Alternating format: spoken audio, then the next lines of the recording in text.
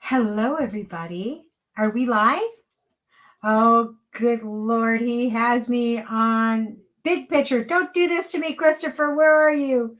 There you are. You're so goofy. Hey. Well, welcome to the show. Yeah. It's good to be here. It's good to be here. Well, I appreciate you taking the time out and coming our way. The Great Cyclopean should be coming soon. Oh, there he is. What the heck is that?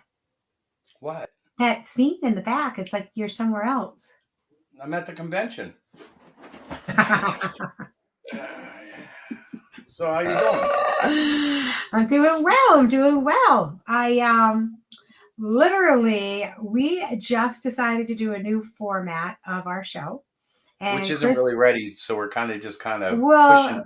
Chris kind of likes to do, let's do it next week. And I'm like, I was thinking more towards the first, like in January, I'd have time to like really do what I want to do with it. But he's like, no, it'll be fine. Let's do it. And he just kind of gave me a little push in the old keister, and here we are. And yes, we're slowly going to evolve into the show that it'll be next year, I'm sure.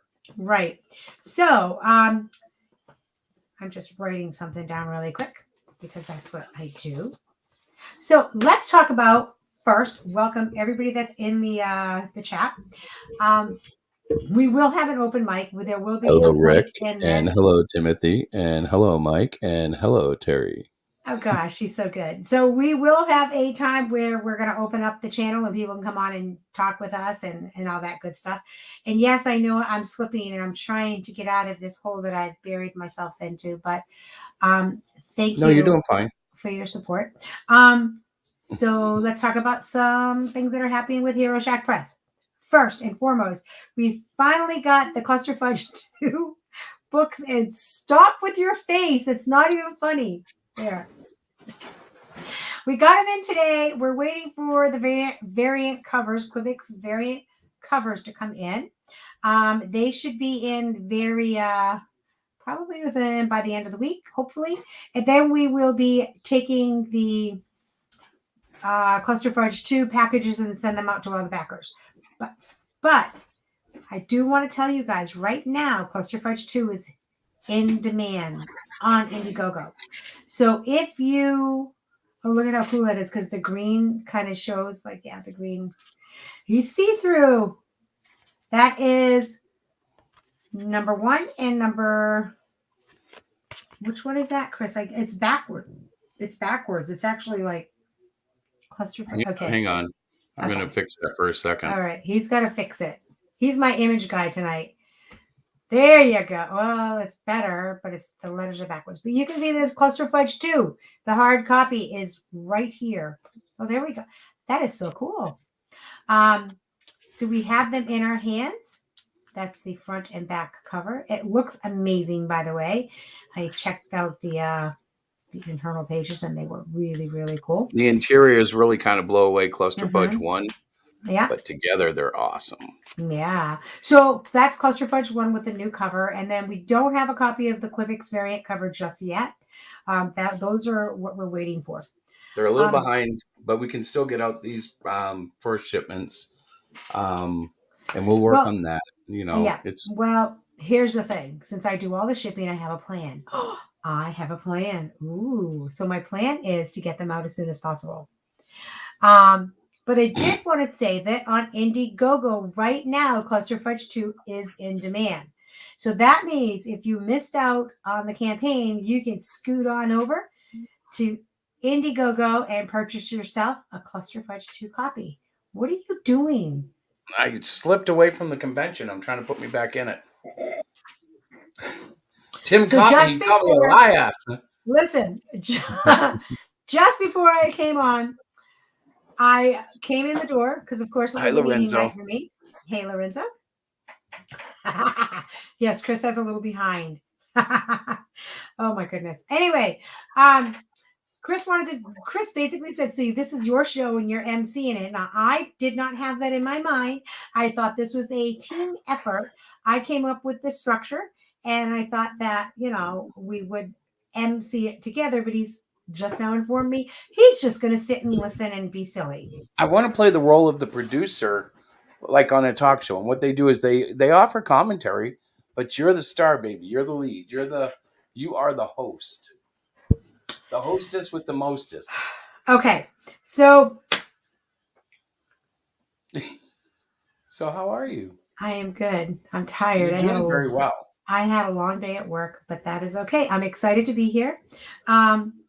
We have a couple of cool things going on tonight. We have a special guest coming in at some point. I am not sure. He is going to, I think, just pop in when he gets here, and we will put him on. He's a guest that is very busy because he's doing other shows tonight. So yes, he is, and he was kind enough to squeeze in 15 minutes of fame for him. He's going to come in and promote his amazing book, and I believe he's going to bring the writer of his amazing book. So I'm super excited to meet them. But the other thing I really wanted to touch base on is our Great Cyclopean 3. So Great Cyclopean 3 is still kind of out there on Kickstarter. We have 16 days left. We are at $65. Chris, can you pull that up for me real quick? Oh my! I thought you'd have that all queued up. Well, of course I do, but I'm doing all sorts of stuff. I bet you are. So we are trying to get that funded, guys. So it is a firm, what do you call it? A fixed price. So we can't, there's not anything we can do. It's not a flexible. Not a flexible. It is a all or nothing. It's a $500 call. Mm-hmm. And we're about $437 behind. Yes. It's an unusual spot for us. Usually by now we're halfway through. So right. We have 16 days to go. Yes, 16 days to go. And the way I look at it, and I don't know how this is going to work, but I love Cyclopean, but if he doesn't sell, I'm going to have to do something different. And if that means putting him on, the back burner for a couple of months and work on a different comic, trying to find something to get some traction and maybe going back to him when I have some, traction. Mm-hmm. And who knows, it's early. It could still pull out. But the bottom line is really the $500 is a marker to let us know that we're headed the right way. Right. So in my opinion, this is how I'm going to spin it. This is a very busy time of year, right? And there are many campaigns. And Lorenzo, you were right. There are so many campaigns.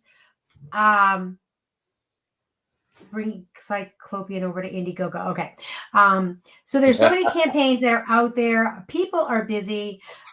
I'm not quite sure if we're kind of hitting that. We haven't been on any other shows to really promote it. And I don't know if that's a factor as well. And like Chris says, he tends to do like a campaign. He doesn't stop to just take his breath. Like he's already, working on. Well, currently, Cluster Fudge 3 is at 27 pages.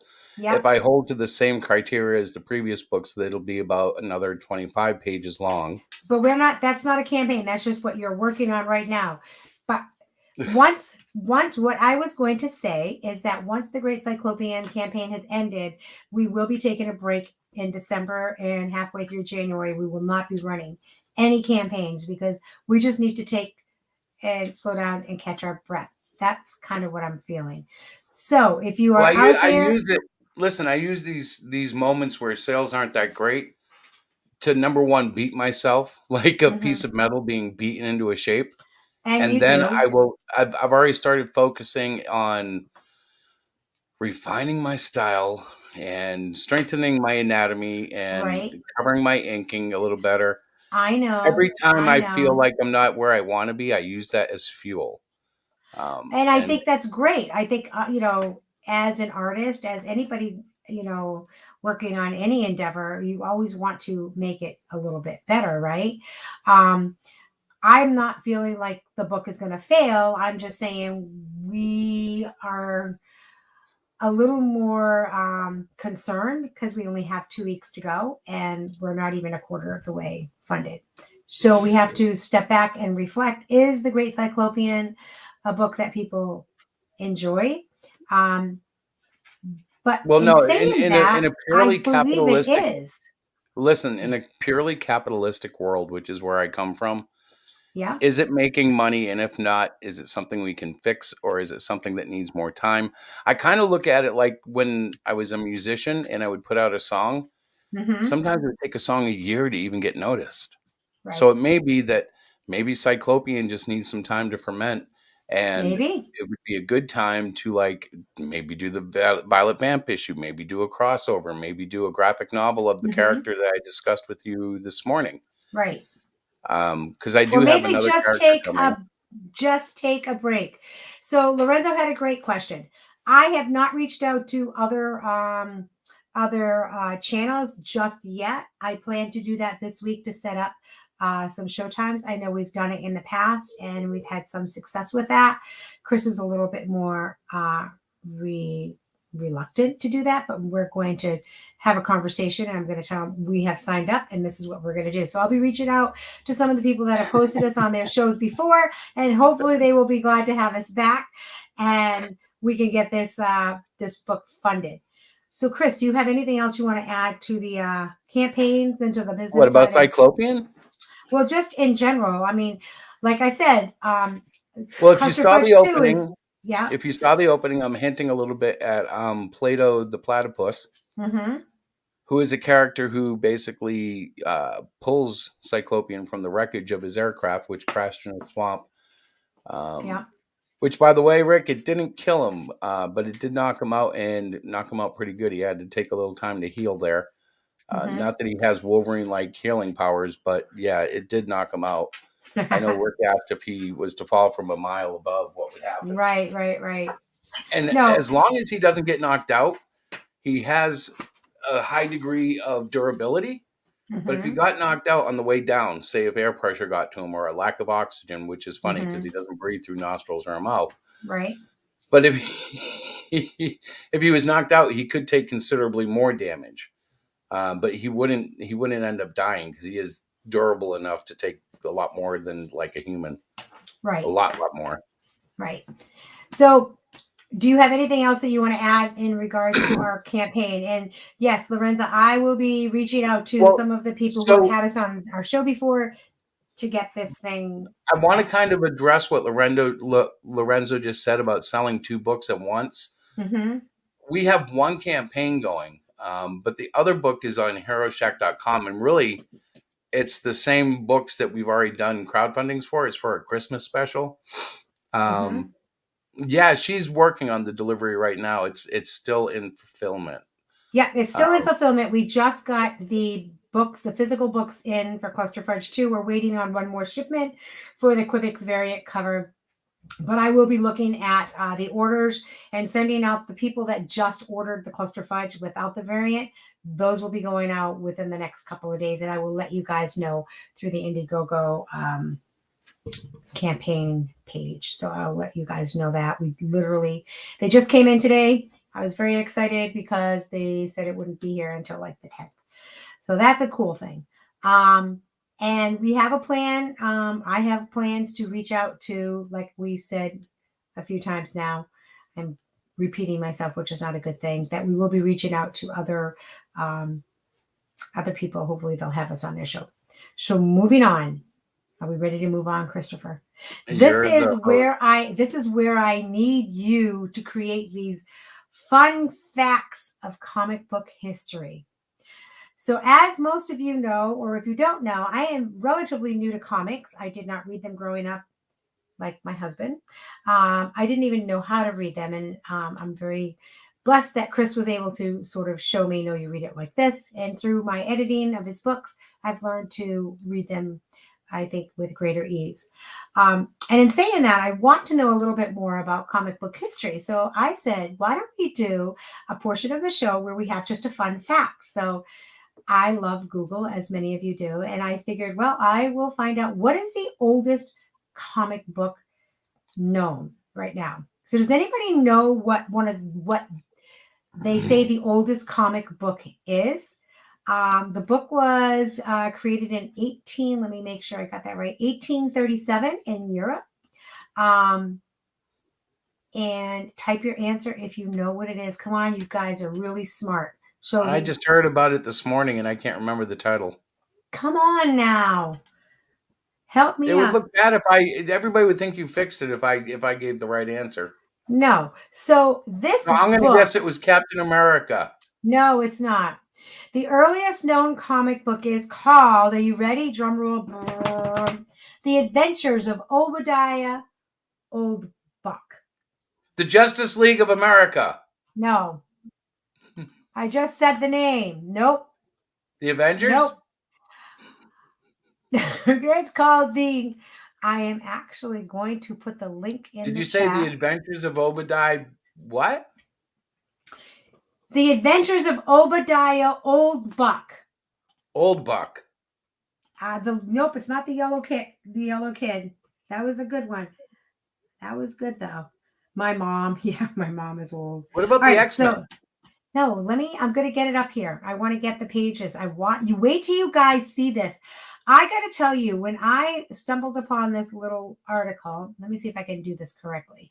And then I have to go to share, right? Where is share my screen? I want to share screen. And I want to go to window or Chrome tab. Chrome tab, right? It depends. I'm doing it, guys. This is awesome. No, not old Lorenzo. Obadiah Old Buck. B-U-C-K. Not the other word. Oh my God. All right, here we go. It does sound like you're saying the other word. Listen, look at this. Is the oldest comic book, like I said. All right. Look at how cool this is. It's not. You can't see it? Can you guys see can you see this? It looks like a web browser. It is in a web browser. I don't have the real book. The real book is over $100,000.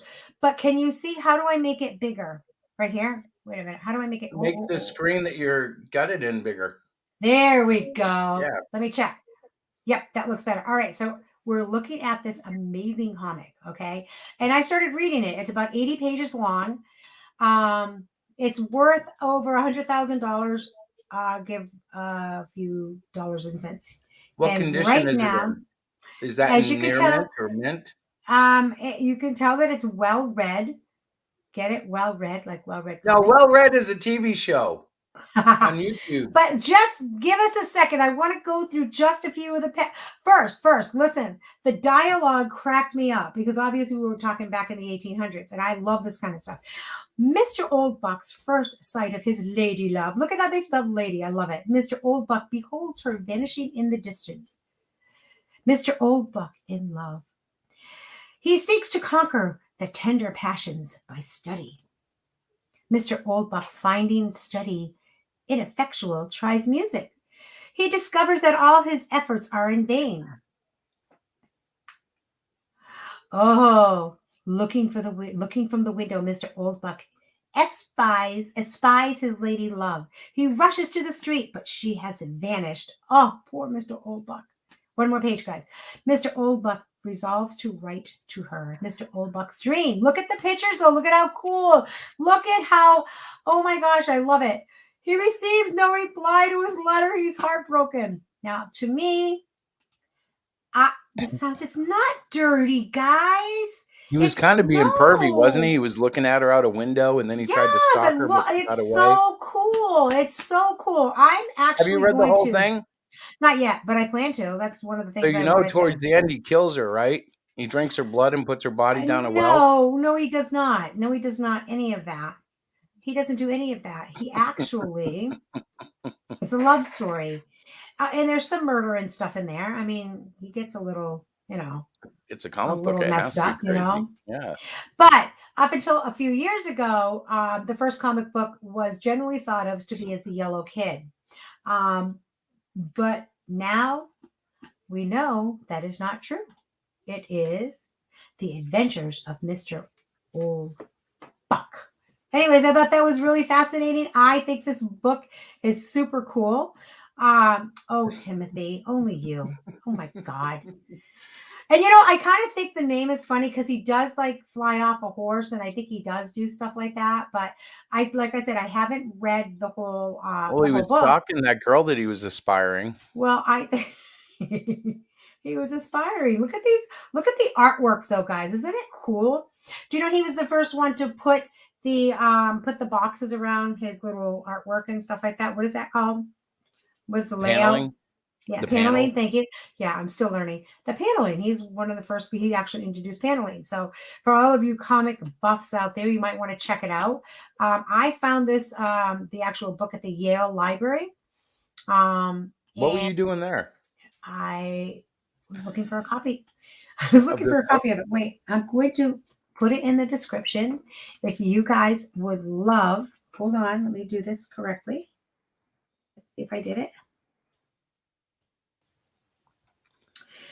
Mike Walters, thanks for stopping in. And if we are still around, what time? Before 11 p.m. Eastern time. I may be in bed, but if not, I will pop in and say hello. So what do you guys think? Is this not a cool looking comic book? It's all black and white, of course. The artwork Well, I have to be a little critical. I don't really care for the coloring, as you just pointed out. It's black and white. There's no coloring. Come on, However, this was my fun fact. I did this the by artwork myself. itself looks pretty intricate. Like that as a splash page has a lot of detail, and that's pretty cool. It is very cool. And he did this by hand. Like, look at the pages and like look at how old. Like, I would love to What get is that supposed to mean? He did this by hand. Of course he did it by hand. But on old parchment paper, I thought it was so cool. So cool. So guys, I was really excited about this. Like I thought this was fun. But at any rate, I'm going to stop sharing now. Well, let me ask you, did he do everything? Like, was he the writer, artist, letterer? I believe so, yes. Okay. Yes, he was.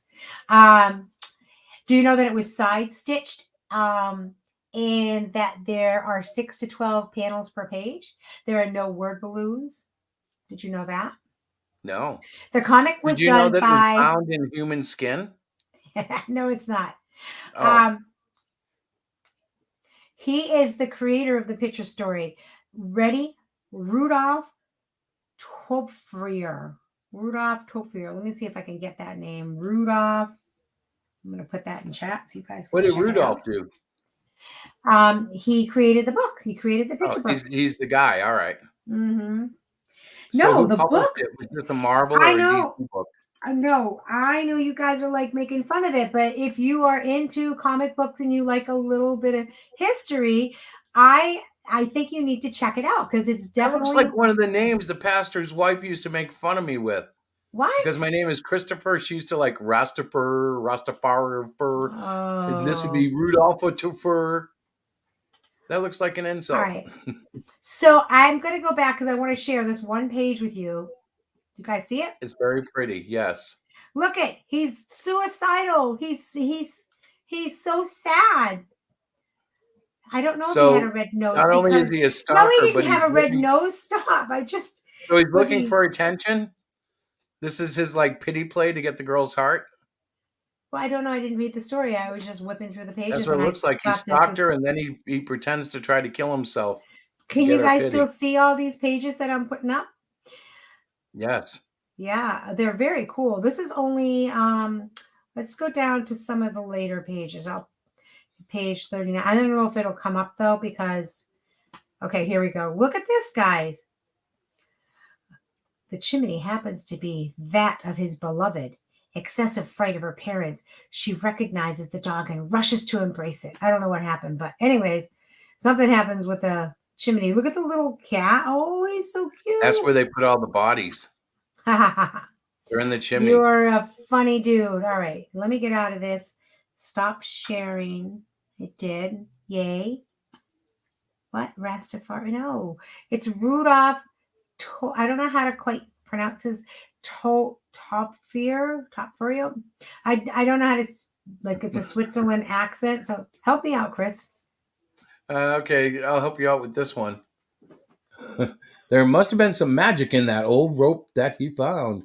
For when he placed it around his neck, he began You to guys dance are jerks. around. I'm trying to bring us some interesting, fun facts of comics. You guys are being so. Honey, that's a Frosty take. He just gave you a Frosty take. You I love snowmen. know. I know. Well, I think Rick asked if his nose was red, and I was going to answer it and said, Rick, it's in black and white. And then I got, oh, like Rudolph the Red-Nosed Reindeer. Well, see, I even was thinking of the holiday time. How cool is that? That was totally unplanned. So seasonal. Sorry, I was drinking coffee. So we could talk about my personal mental condition lately. Hello, Intense Webs. I do not have that on my agenda. We are going to fun facts. We just went through fun facts. Okay, guys, that was fun facts. Did you guys think that was interesting at all? I found it to be very interesting. I thought your telling of it was more interesting than the subject itself. I enjoyed the history, but I enjoyed your exuberance over it more than the book itself. It is interesting. I think that the story is going to be fun to read. It's, back in the 1800s. So I like some of the language and the words, the descriptions and how they describe things. They really liked it. So I'm going to be reading it.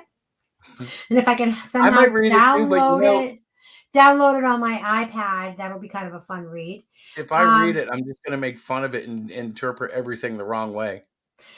But Timothy, you're correct. It is very basic, but he is the first person, according to the website that I read, that actually came up with the whole idea of panels. And I thought the artwork was really cool. And I liked the language. I liked the whole, this poor guy falls in love and he writes her a letter. Like, we don't do that anymore. People don't like. No, now we drop them a line. Now we text. Text. We don't even do like the long-handed, beautiful letters with all the beautiful cursive writing and stuff like that. Well, that's because we found out that girls don't care about the letters. It's not old bleep. It's old buck. Good Lord. It's the adventures of Obadiah. You're going to get a struck from YouTube. Buck. You keep using that word. Old buck? Why? Do you know how that sounds? But I like the first name, Obadiah. I like that name, Obadiah. Do you think that our kids will name their child Obadiah? By the way, I know they won't. I know they won't. By the way, gotta just say. Yes. I think we could maybe our next pet call it Obadiah. Yes, we could. Hey, look. Are you paying attention to your back room? I am paying attention to our back room. So, ladies and gentlemen, without further ado, we are going to move away from fun facts of comic history because our special guest has arrived. I'm very excited to have him on the show, and I'm very thankful that he was able to do it and just like, hey, were you able to come on the show? And yes, I'm here. So let me get him in here or not. How do I do this? Oh, I just add to stream. Okay, here it goes. Ta-da! It's Anthony from Dark Gift Comics. Yay! Hello. What's going on, guys? Well, I just shared a fun fact about comic book history. And you don't know this, but I don't know a lot about comic books. I'm learning more and more. So when I decided to revamp our stream, I said, you know what? I want to start learning more about comic book and history. I think it would be really fun, right? So I just Googled it, the oldest comic book around, and it turned out to be The Adventures of Mr. Obadiah. And I'm not gonna say the bad word. Old Buck with a B. Somebody thought I said the other word. Old Buck. What'd you just say? Old Buck with a B. With a B. I don't like the way somebody in the chat thought I said old bleep, but no. So the book was designed by Rudolph, and I cannot pronounce this poor person's last name. Topferio. Red-Nosed. 1837. And it was published in several languages in Europe, and then it came over to the United States. But I was just showing that the pictures of it, and it was so cool. And I was going off on that. But anyways, welcome. Well, that's awesome that you're diving into it, right? Because I mean, not only is it awesome just in general, it's awesome for Chris because now he doesn't have to feel like, man, must sound like a nerd to my wife. Now you understand what he's talking about. Right, exactly. And I learned that he's the first guy that started with the panels. Like he put the lines in between and all that Yeah, stuff. I didn't know that. That was really interesting. Yeah, so I was very excited about that. But at any rate, let's talk about you, my friend. Well, So I got what something have to you- share. So All right, before all he right. talks, let's share a video of his. Oh, Well, okay. Yeah. Oh, cool. Can you see it? Oh, nice. Is it up? Yep, it's up. All right, let me crank the volume. All righty. Ooh, it's So, if you can't read it, it just says it's for adults only, 18 years and older. cool. Much like our cluster fudge. Here we go.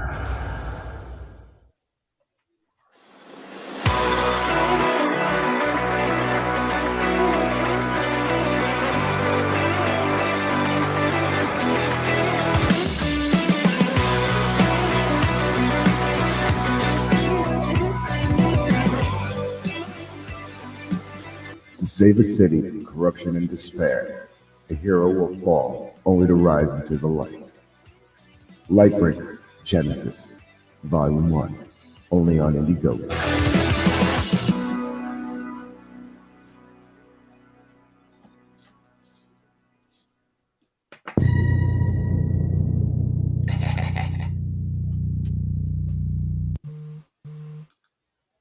Yeah, that man. was awesome. I loved Thank you. it. Thank That you. was Thank you. awesome. I got to fix that audio again. Like the music drops out too much behind the voiceover. But you should have heard the first take. The first take, it was just everything was so loud. Like even my voice was like I sounded like God. I was like, Oh my gosh. Lightbringer. I thought it was awesome. I thought it was awesome.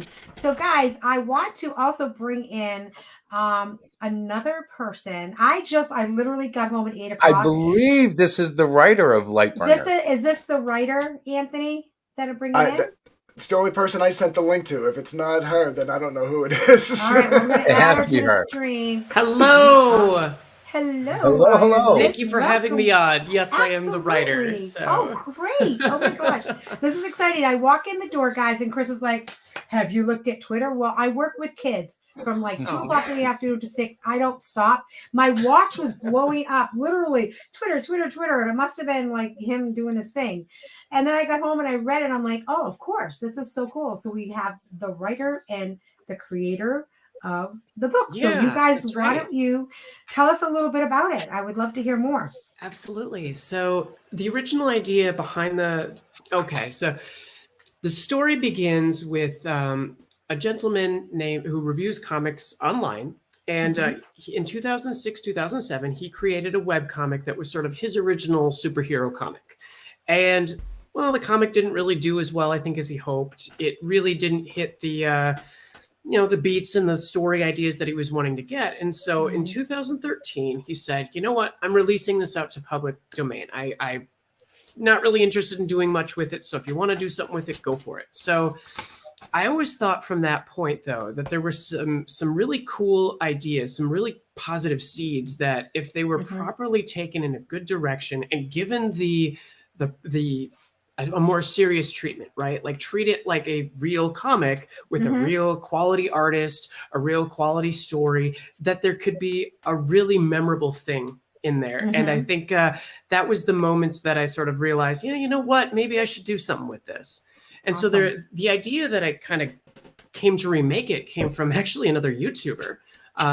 He calls himself a critical drinker, but one of the things he likes to do is I love that guy. Yeah. So he'll take good.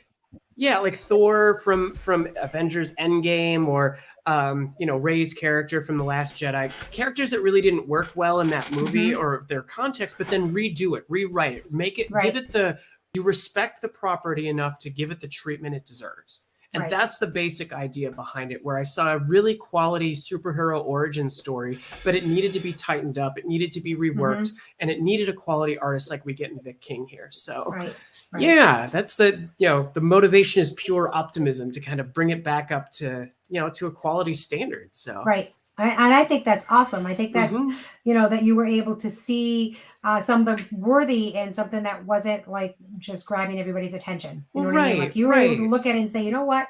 I can work with this. And that excites me as a future writer as well. Yeah. Like I love reading other people's work that might need a little bit more TLC to get it to where it could be, if that makes Right. sense. Absolutely. Absolutely. And like one of the motivations that, is to kind of return to the base pulp story, right? Where Right. modern superhero comics or at least, Avengers movies and the rest of that's in the public spectacle, they've raised the stakes so many different times that over the stories, like they went from like stop that purse snatcher to I gotta stop. I'm gonna punch this asteroid in half with my fist, right? Like Right. it has to Right. it has to keep building up and building up. And honestly, if you've seen it done a million different times, it's like, it doesn't mean anything. What I want to do is have a story where the character in the story is an inspiration and heroic to his community. He does the right thing even when it's hard, and even when he's met with adversity. Like there's the shot. We've been calling it the buddy shot at the campaign there, where he's getting hit with the shotgun there. Right. Adversity doesn't. A hero is more heroic when they've tested their limits, when they've been run through the mud a little bit. And I want to bring that out again. I want to go in that original spirit. So I love it. I love that. And our character, Great Cyclopean, is very similar in that respect where, he has these challenges, but he's always choosing the right choice as opposed to throwing in the towel and becoming a villain, so to speak. Well, right. Or I think a really good story has a really quality villain. And I think a lot of, especially in the superhero genre, they sort of default to this, a cartoon stereotype where our villain is, either this all-knowing, powerful, calculating tyrant that is without, sees everything, or it's like the puppy kicking, misanthrope who's like, oh, I like to do evil for evil's sake. No, every villain is the hero of their own story. And I wanted to offer things in the story, at least, that we can identify with, that is not so outlandish, and have the villains really be motivated by selfishness, whereas the heroes are motivated by, the desire to do the right thing. Right. So. No, it sounds awesome. The way I just described it on I was just over on Malin's stream, and I said what Liz did.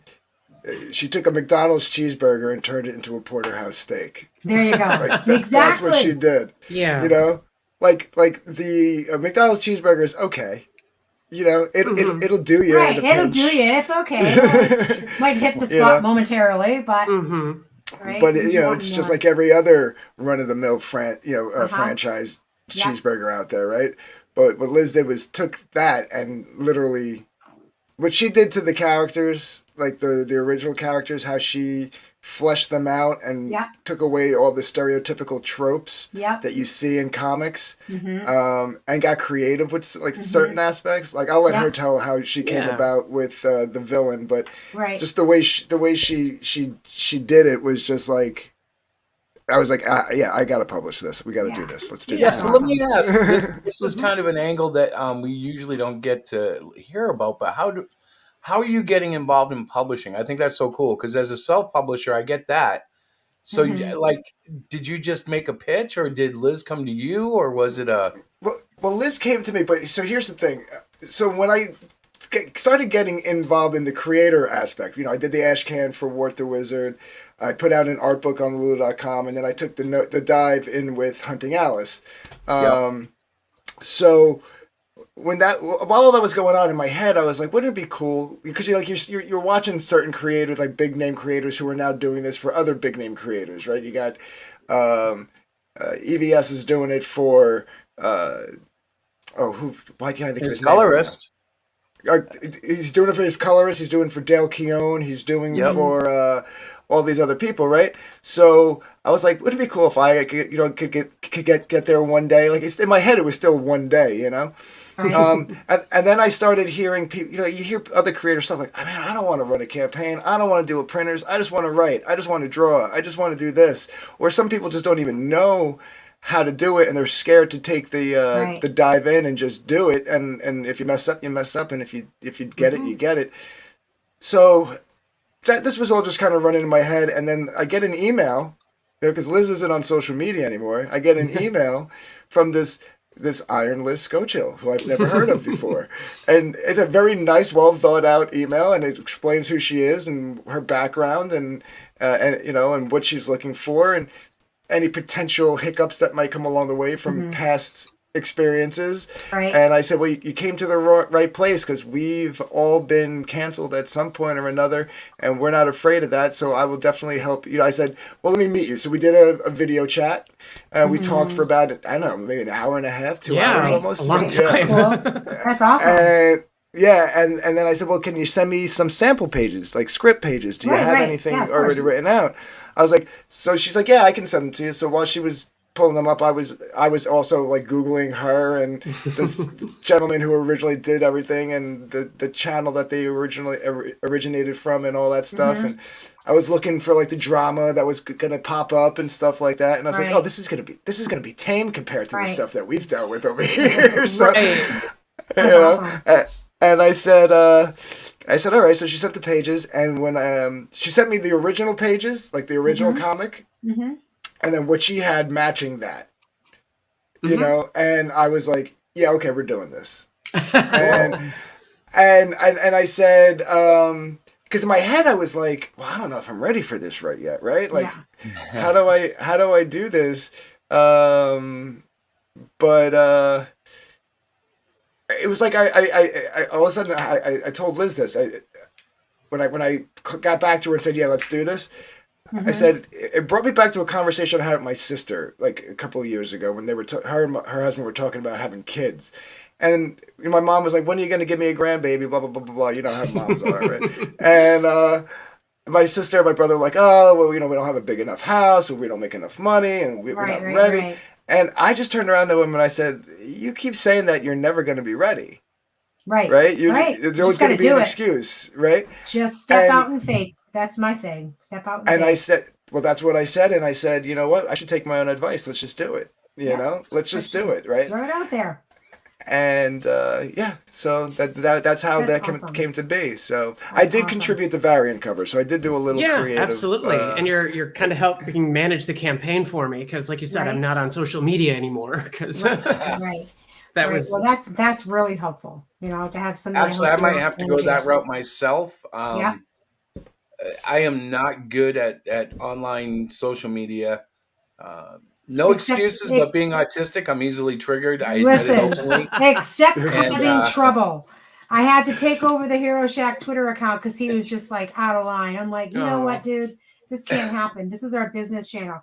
And the funny thing is, when I walk away from it, I'm like, oh yeah, that was really stupid. But it's online. You talk shit online. All right, whatever. That's all right. Well, I got to tell you guys that I'm in school right now to get my degree in English and creative writing. It's always been a passion. I'm going for it. And one of the classes that I'm taking, we're looking at, how to approach a publisher and what kind of publisher do you want to get? And like the independent publishing market is exploding right now. Hey, honey. Exploding. What? Honey, can I just say I'm really excited my editor is taking English? There you go. I already have a degree, and it was in like a health-related field. I know, it just sounded so funny when you said that. I was like, oh yeah, it's your second language. So I decided that I'm going to go and figure out how to read and write English because I'm the editor. No, that's not it. But what I was saying, because we were talking about publishing, Anthony, is that is really a huge, it's like phenomenal. The studies that I'm doing for my class, like independent publishing, artists don't even want to go to traditional publishers anymore because they ask for so much money.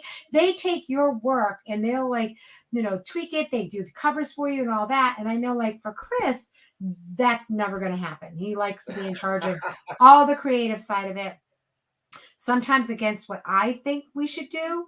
So we're always looking for like a middle person to come in that process, help guide I have to say, him.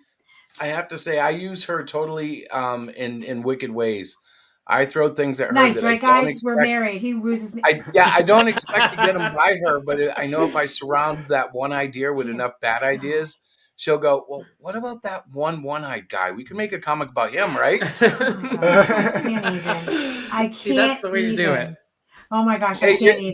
Their artist just showed up. We should have them come in too. I just was going to hit the ad. I didn't know if you saw that. I'm excited. Right. I invited. All right, so guys, we're going to have Vic come in. There is Mr. Vic King. Hello, sir. Hey, how are you?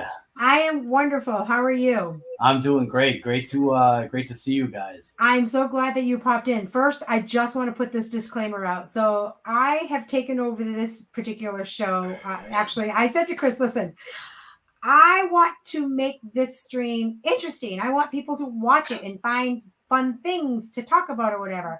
So I reached out to Anthony because I said, Chris, who should I invite for our first guest? He goes, why don't you do Anthony, Dark Gift Comics? All right. So I sent him an email within I think a day, yesterday. Like it wasn't like I set this up a week ago. Now I wasn't familiar with, I thought he had his own book. I thought you wrote it, you drove. I didn't even really know much about you. I'm sorry. So Diana, to be clear, yes. Anthony has a book called Hunting Alice, which we can talk about too. Yes, but his current campaign is I knew it. All right, so there was a book, but then we were talking about. Then I came in, and anyways, Vic, thank you so much for coming. I'm sorry I didn't send you an invite. A person. I'm really new at this, guys. I am going to get better. Next week's show will be better. It'll be tighter. But welcome, Mr. Vic King, and I saw some of the amazing artwork that you've done thank you. on this current book that we're talking about, but I've also seen artwork that you've done for Timothy's book, and I'm glad to have you here. So tell me, because I'm used to working with Chris. Chris does everything. He writes it, he draws it. He'll sit down Sunday morning, hey, you got to read this, check for make sure, right? That's my only part. Okay. But as you, the artist, you get the script from your writer, which would be Iron Liz, Yes. and you have to come up with the images, correct? Correct. Yeah. Okay. So how does that look? Because it's not a story that you wrote. Do you read the script and then you say, oh, it should look like this? Or does she give you some guidance on it? I'm kind of new at all that. So, Liz is fairly descriptive in her writing, so it's pretty easy. And basically all I do is I just try and I know it sounds cliche because almost every artist says this, but I try to visualize it like a TV show or a movie. Sure. Mm-hmm. That makes sense. And basically, and the part that other artists don't exactly say, but this is what I do is I will try in accordance with the way that she has written it, things out, how I lay it out is I will try and take the key, most emotionally impactful pieces from still frames from that series of visual action that I've got going on in my head. And those are the select scenes that I will draw down. That is so cool. Boom, So, because what I feel for me, what is kind of important is, and I hope it translates in my storytelling, is that there is a sense of flowing continuity. There's something that's implied in between the images that people know that there was action going on just before that. That's cool. So it's not like each panel is entirely new and entirely segmented and separated off from the previous panels. So that's kind of how I do it. That's awesome. It's the best way I can describe my process. No, that makes perfect sense. And again, for myself, who I've only worked with Chris, and I know how Chris does it, and it's not like anybody else does it. So, and I don't mean that as a bad thing. I don't mean that as a bad thing, but No, but she's right. My process, I would love to get involved in a team, but I'm such a jerk. I know how difficult I am to work with. He is terrible to work with. I mean, you guys don't know how many times he fires me on a regular basis. It's awful. I haven't fired you in 3 weeks. Come on. Yeah, I know. I was just. But yeah, I'm sorry. I was just gonna say. I was just saying last night to somebody. I was like, I'm like really excited because like when I introduced them, they hit it off and they have a good like rapport with each other. Yeah.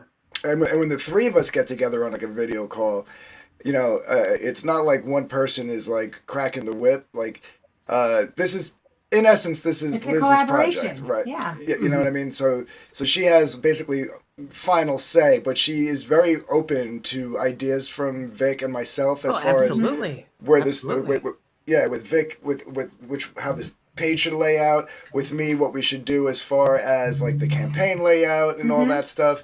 I think everybody like is open and nobody's like really like I was even saying last night to somebody, I was like, I gotta like rein myself in sometimes because I want to be like let's do this, let's you know what I mean, but like it's not my I'm just here to do the promotion, do the campaign. When it comes time, put the print files together, deal with the printers, deal with the people making the tapestries and stuff like that. So yeah, you're trying to keep your focus on one side of it that like but your first book you got to bleed all over the place. Right. Yes. Other than the writing, everything was me. Like I did all the art. I ran the campaign like I'm doing for things. Right, everything was me except for the writing. Everything, exactly. Yeah. And I was even able to like be like, no, we got to change this. Instead of this all being in one panel, this has to be spread out for the whole page. And then, so we're going to add a page in, and you know what I mean? Like I was able to do stuff like that. And whereas this one, like it's more suggestions, like, I'm helping edit, which there wasn't much editing I had to do as far as like, copy editing or anything like that. Yeah. Yeah. Liz has the story down pat so far. Vic's interpretation of Liz's script has been on point. I haven't had to say. That's awesome. Yeah, I haven't had to say anything like, why don't you move this panel here or anything like that. Everything's been working out great. It's like the easiest editing job ever. Well, you got to give it up to Vic, because Vic, I'm just gonna say, man, you're like the busiest dude I've ever seen. I thought I was busy, but I'm doing my own stuff, which is a lot easier than what you're doing. I respect and admire the ability to work with other artists or other creators. Right. That blows my mind, because like I know me, like Diana and I have been involved in groups and stuff before, and I'm sorry, I'll be honest, I'm just a little bitch. He is. He's terrible. I'm like, why do you have to go there? Like, I'm having a great time. Why do you? Well, because and he goes off on his own little tangent. I'm like, oh my god. But the thing that I want to say, especially about this project with the three of you, like I'm so humbled by it, because I think that as independent creators, as we all are here, even the people in the chat, I think it is so important that we, and they say this often enough, that we encourage each other. We may not always agree on every little thing, but we're all here to, make our art, whether it's writing or you're the artist, and we should all just get along. Like, I have heard so much stuff of the drama, and I don't like drama. I'm like, nope, not going there. Not blocking that person. This. I want to be able to, like tonight, sit and have a really cool conversation and meet some really neat people and just say, you guys, I'm learning a lot just listening to you guys, converse. I'm like, I think it's fantastic that you guys can come together and work on a project together and not, throw sand in each other's eyes. You just sound like you have a good time with it. I want that for us. Like, it's Chris and I, we're married. I see him all the time. I would love to be able to collaborate on a project with somebody without anybody but my husband. Well, it's so funny that you mentioned that, because like I find myself in strange bedfellows, because I didn't really see myself as being like Comicsgate connected. But the funny thing is like, okay, so back when I was a kid, all the coolest stuff that I wanted to do, which was video games and rock and roll and comics and things like that, there was like one political segment that said, no, you can't play video games, you can't listen to heavy metal music, you can't, there was these kind of social censors going on. Like I remember in the UK, it was the video nasties, and all this other stuff going on. I consider myself far more like I'm a free speech fundamentalist, just about. I would identify more towards the center right. Right. But the reason that I had to kind of reach out to Anthony was because, given the comics history and given that I kind of occupy a strange political space. Right. That I'm afraid of it being canceled. I'm afraid of it being shut down. And that's exactly what I'm talking about. Like, that should not impact your talent as a writer, right? Or Vic's talent as an artist, and Anthony's talent, or Chris's talent. Like, that's what drives me crazy. Like, we all say with our words that we want to create these amazing whatever it might be, right? And we're all creators. Let's just have some fun and get along. Let me say something at that point. Okay. Part of the problem in this time era is the internet. When I go and I meet or I read about the creators that I loved growing up, they were some strange mofos, man. Yeah. Some of these guys were out there. Yeah. And I had no idea. And you know what? I don't care because I loved their work. It wasn't about, was he too far left? Was he too far right? Right. Because I didn't know a damn thing about them. Whereas exactly, today, except for their work, their art. Right. Exactly. I go on Twitter and I can find out basically who the guy voted for, what his favorite food is, who he's sleeping with. It's all there. It's like, so. This is why I took you off of Hero Shack. Yes, I know. I wanted to put that out there for everybody. I love you. But it's I literally lost an artist who was reasonably priced. He did in color, and honestly, I'm kind of glad that I did, because he's not as good as Vic is, to be perfectly frank. But but it was just funny because, like, I mentioned to him the reason, again, because I sought out Anthony, is because I don't want this to be canceled. I know the original creator is a little touchy about it. He doesn't like kind of it to bring up, and it's not to go after him at all. That is not my goal. Leave the guy alone. Let him do his thing. He washed his hands of the IP. Fine. But I still think there's something good there. I still think so I had to go to Anthony. Okay, can you help me do this? Because I don't want it to be canceled. I don't want to run a campaign and then have the publisher or whomever that I had lined up say, well, too bad. I don't want to do this anymore. I'm going to get rid of it. And then, when I told the artist at the time, hey, I am working with this guy, he said, well, no, it's connected with Comicsgate. I won't do it. So it's like, everything is sort of a political statement now, where you're not judged on what you yourself do, what your integrity is, what your track record is. Right. It's about, like, well, you are known to associate with this group. Ergo, you Isn't are that guilty. Silly? It's guilt by association. It honestly reminds me of, like, being in high school. Like, I have flashbacks of high school when I see some of the stuff that's going on. But at any rate, if I could just chime in on that, I'm sorry, but it's funny because, like, we started that conversation off by talking about, like, the internal drama, right? I can at least say the one refreshing thing about the internal drama that goes on within our community is it's not political. Right, like the fighting is almost it's almost childish, really. Right, and like, right. You know what I mean? It's petty. Yeah. It's like, Anthony, you said something mean, and I don't like you no more. And right. The thing that kills me is, and I'm over here going, what? Yeah, but how many on? times Diana has seen this with me, and I'm such a sucker for it. I will ride along somebody. I'll give them my heart, my soul, my being. I will fight for them and work with them and try to get them going. And then it's like over, like they just, everybody changes. Like it's almost like wrestling. I've said it before. You'll get these little cliques. They're like little groups. Here's the NWO. They're really cool. Oh, there's a fight. Now there's 4 groups. And in a couple of months, they might intermingle. And now you got a new group of the old group that wasn't the same. And guess what happens? In 3 years, I don't know what I'm doing. And all of that, where is your focus on your work? Exactly. Well, Well, that's what I was saying the other day was, like, a lot of us started out, we weren't creators, right? We were just the fans. So it was easier to fight amongst each other because people started choosing sides of the creators. And that was always one of my arguments was like, why are we picking sides of 2 40-year-old men having the equivalent of like a cat fight, really? Like a high school breakup on the internet. And it's cool like that, like you said, like these groups that, had falling out at one point and now they don't, and who's cool again. And now a bunch of us, like I said, me, Chris, Vic, that started and as guys in the chat are now creating our own stuff. Yeah. And it's like I think it's almost like that coming of age, growing up, like literally 4 years in Comicsgate is like a lifetime of like kindergarten through senior year in high school. You know what I mean? That's kind of really true.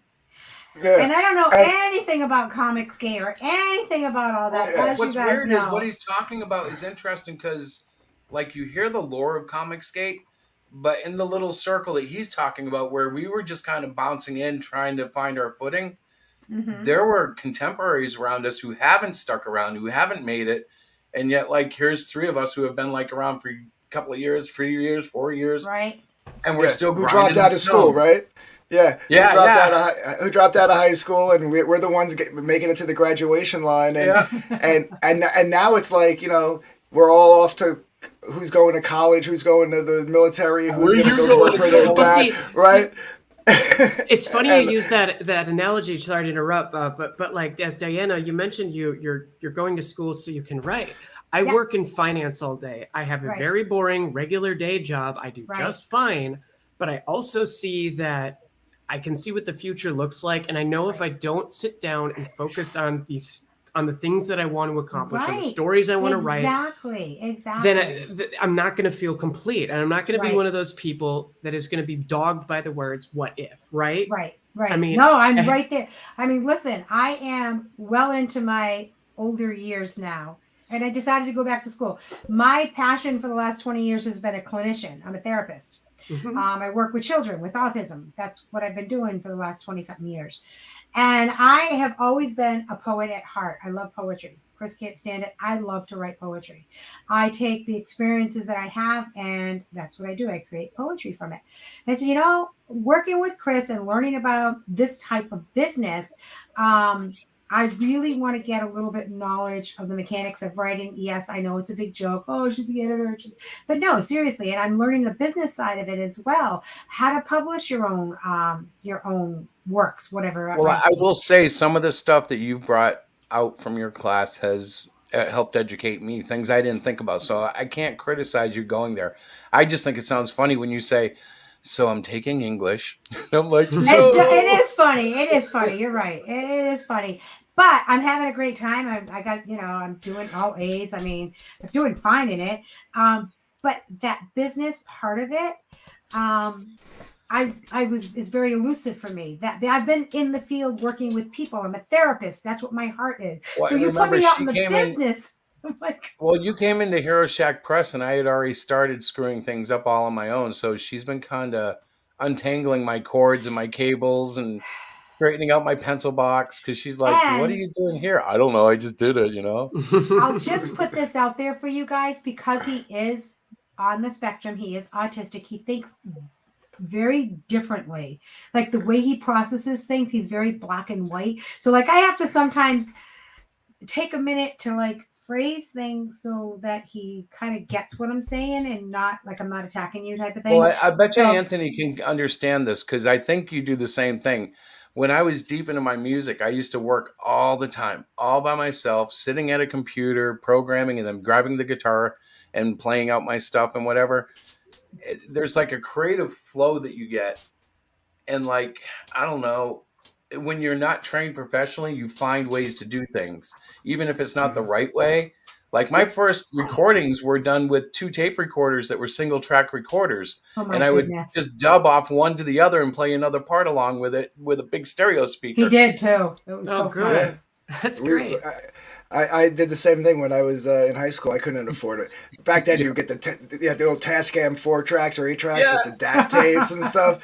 And I couldn't afford one of those, so I did the same thing. I got a cheesy mic from like I think it was from like a play school something or other. Oh my gosh. This is before 3.5 was like the standard, like the auxiliary jack, and a lot of the old little radios had that, and everything else was 1/4 inch.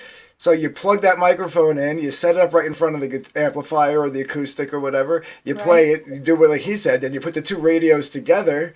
Yeah. Or if you were lucky, you had a dual cassette player. But that came later. But you would record one track over and then play it back while you found ways. Right? I did the same exact thing. Yeah. I figured you must have. You know how I know that?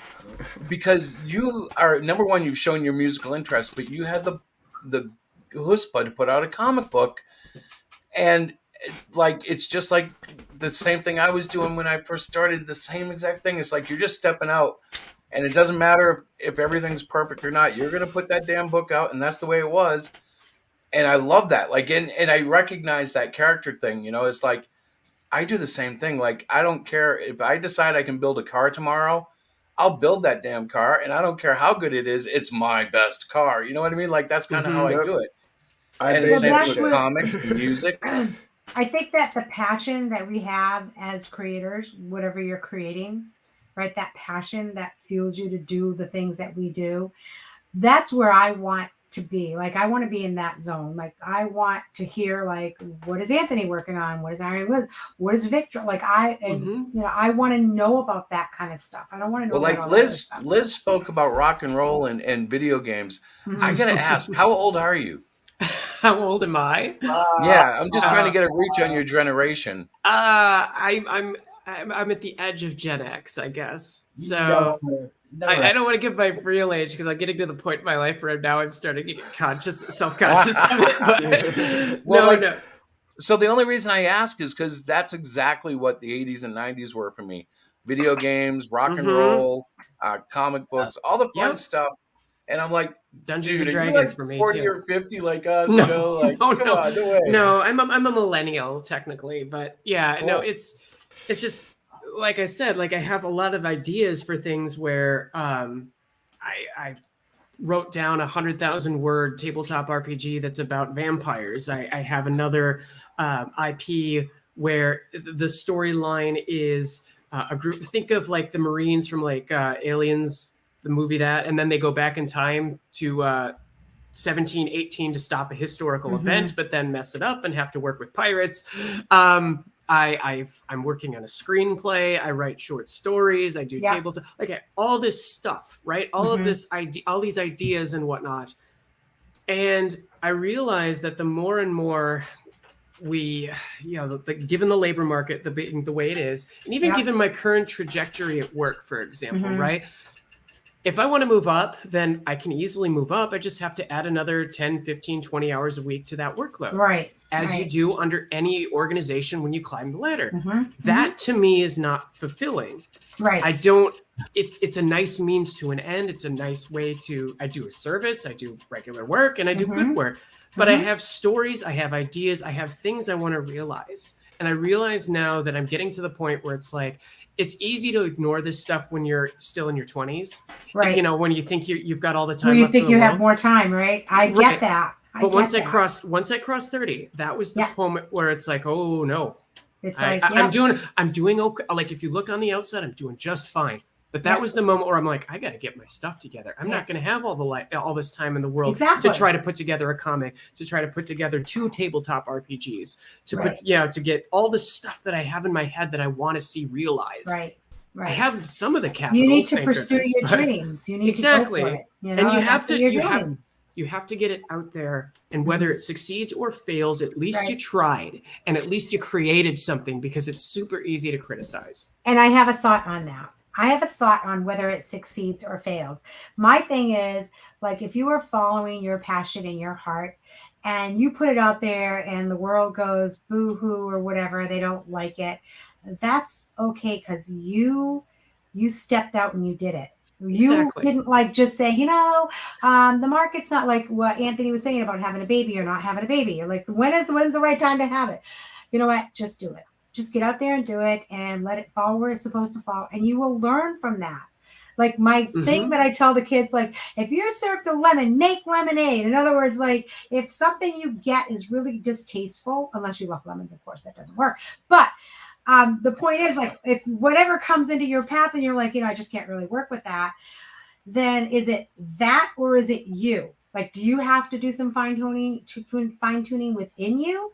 Or do you just have to step away and, like, you know, I just can't go over to that particular person or group or whatever? For me, it's all about the life stream. Like, where does God lead me? And at this time, I used to do comics as a teenager. At this time, I felt called back to it.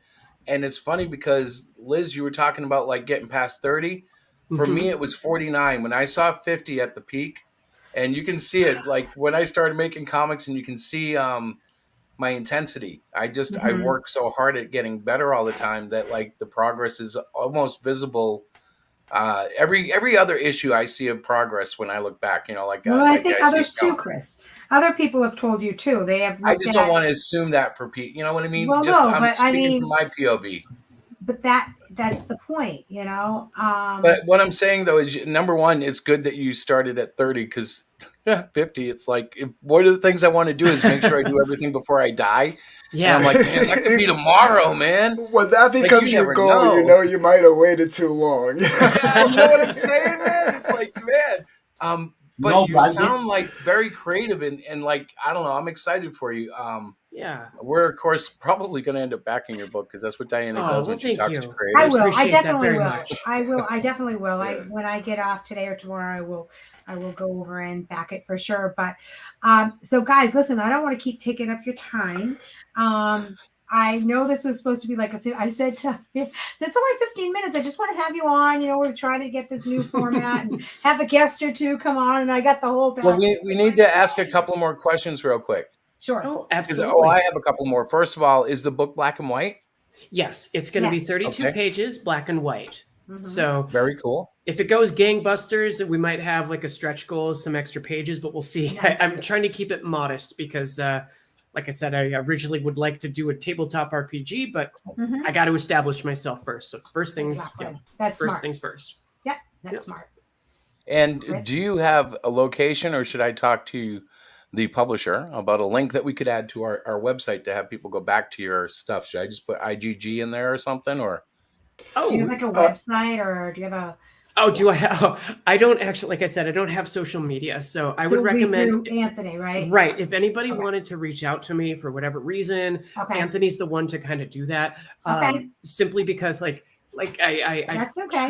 treated social media like I treated like watching cable news, where you have to ask yourself, what good is this creating? And I realized I couldn't come up with any answer for that. Yeah. So I decided, nope, I'm cutting the cable. I'm cutting my social media. I might have to adopt that. Mm-hmm. And if you're having trouble finding Anthony, it's really easy. Just look for the fence. You'll be the one on top. I am the CG fence sitter. that is something. Could ask Anthony then to the website. Yeah, but Anthony is probably, if anybody was given a title, he would be like the ambassador of diplomacy. And I mean that in the most highest regard, because I've seen people who I know, if there are people that I freak out over, and you're just like, hey brother, what's up? It's like, no way.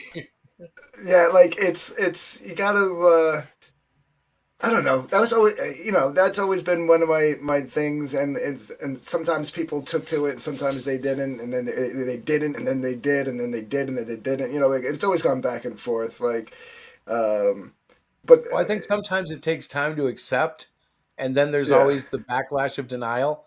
No, he can't really be this freaking nice. Screw this guy. You know what I mean? Like, right? He's hiding something. I got it all.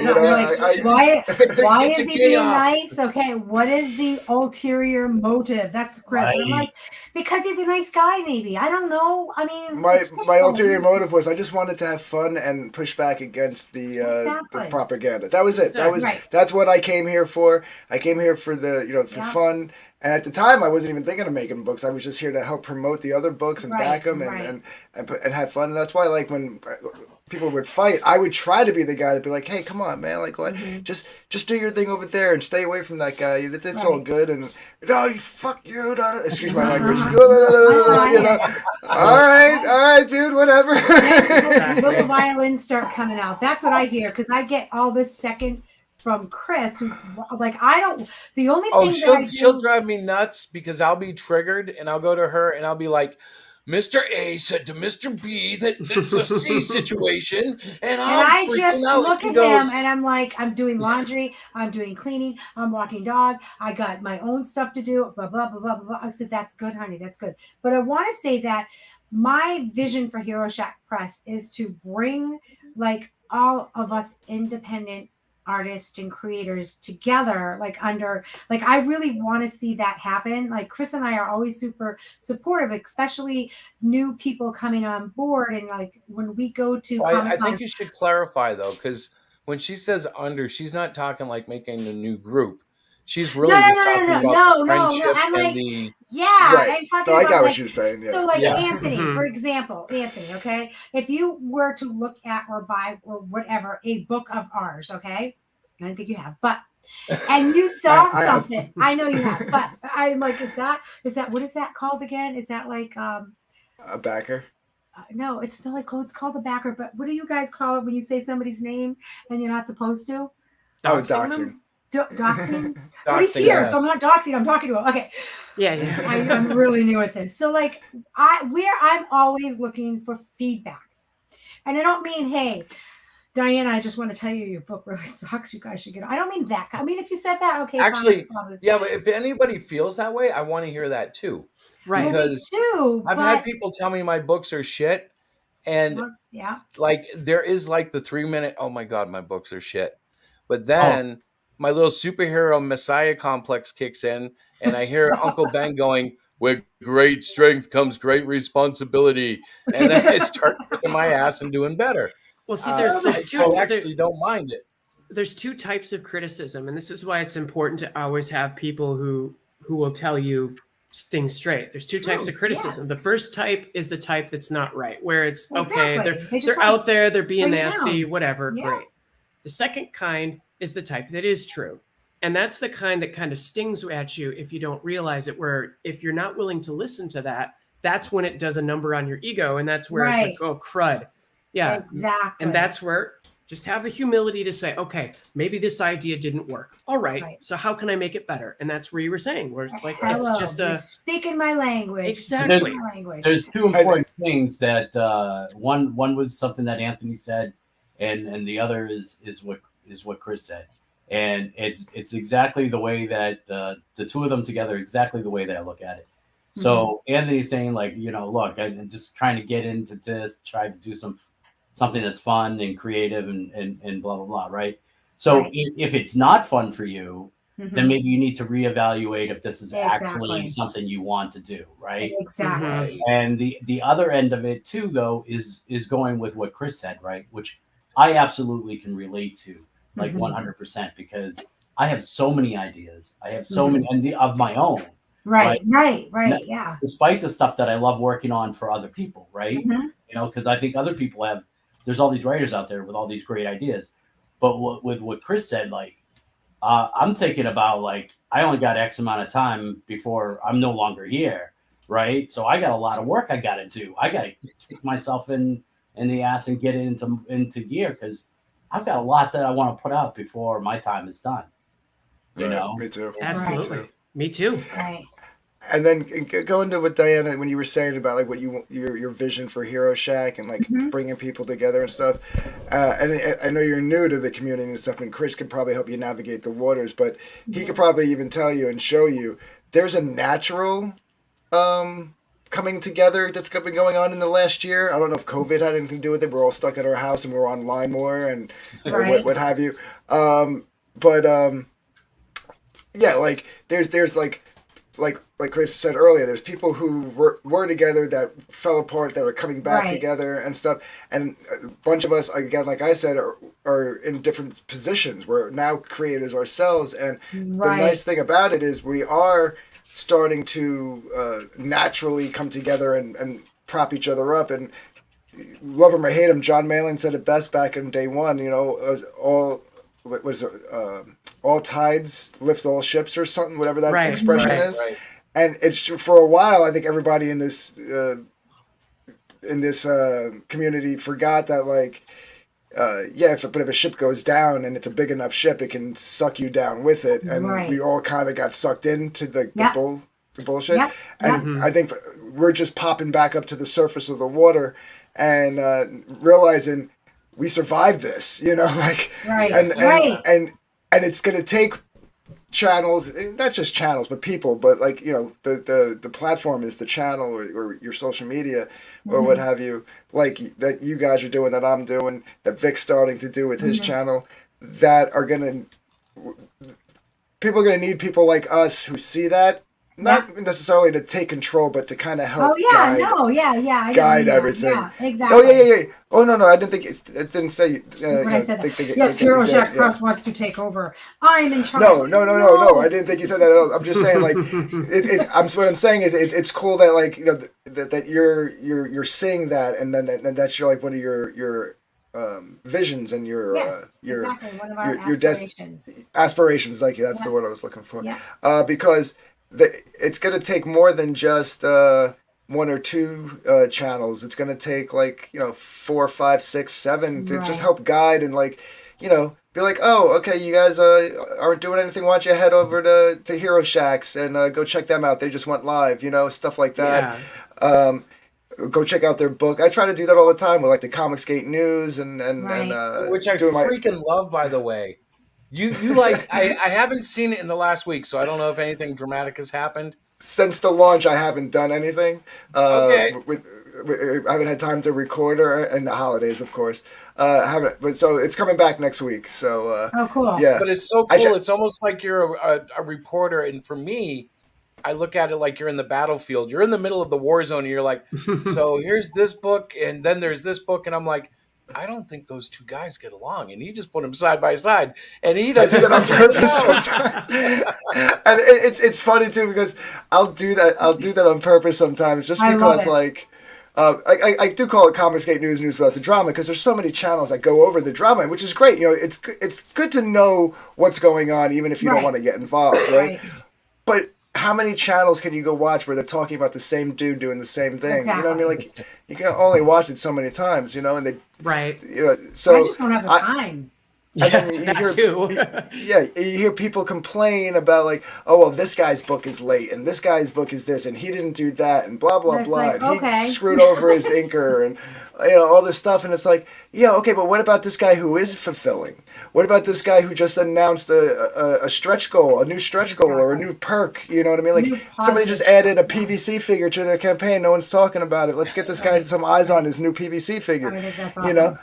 So, like when I first got into Comicsgate, I freaked out about late books. Like, that was one of my big things. That and cross promoting with kids, I thought War Campaign was sinful. Oh, he had such a. And it took me about a year to finally calm down and realize, number one, it wasn't that big of a deal. It wasn't like War Campaign was getting aired on Saturday morning cartoons. It was just a couple of creators that were doing kid books and whatever. And I was in the background going, "Why?"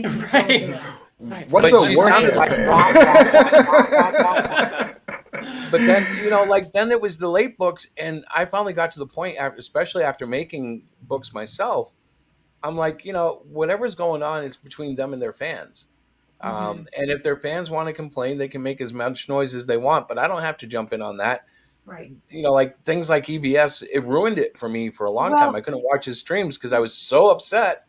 But I wasn't a backer. It didn't matter to me. I was just watching him as a respected artist when I started. You're right. But human nature, okay, human beings are driven to that kind of stuff, unfortunately. Look at the news guys, right? Look at the news reports. No, I'm like Liz. I gave up on cable news. It's like, no, but I'm just saying, we don't either. But, like, if you sat down and, like, the news, it's all this, like, this happened, and then it's the holiday season, we have to show something nice.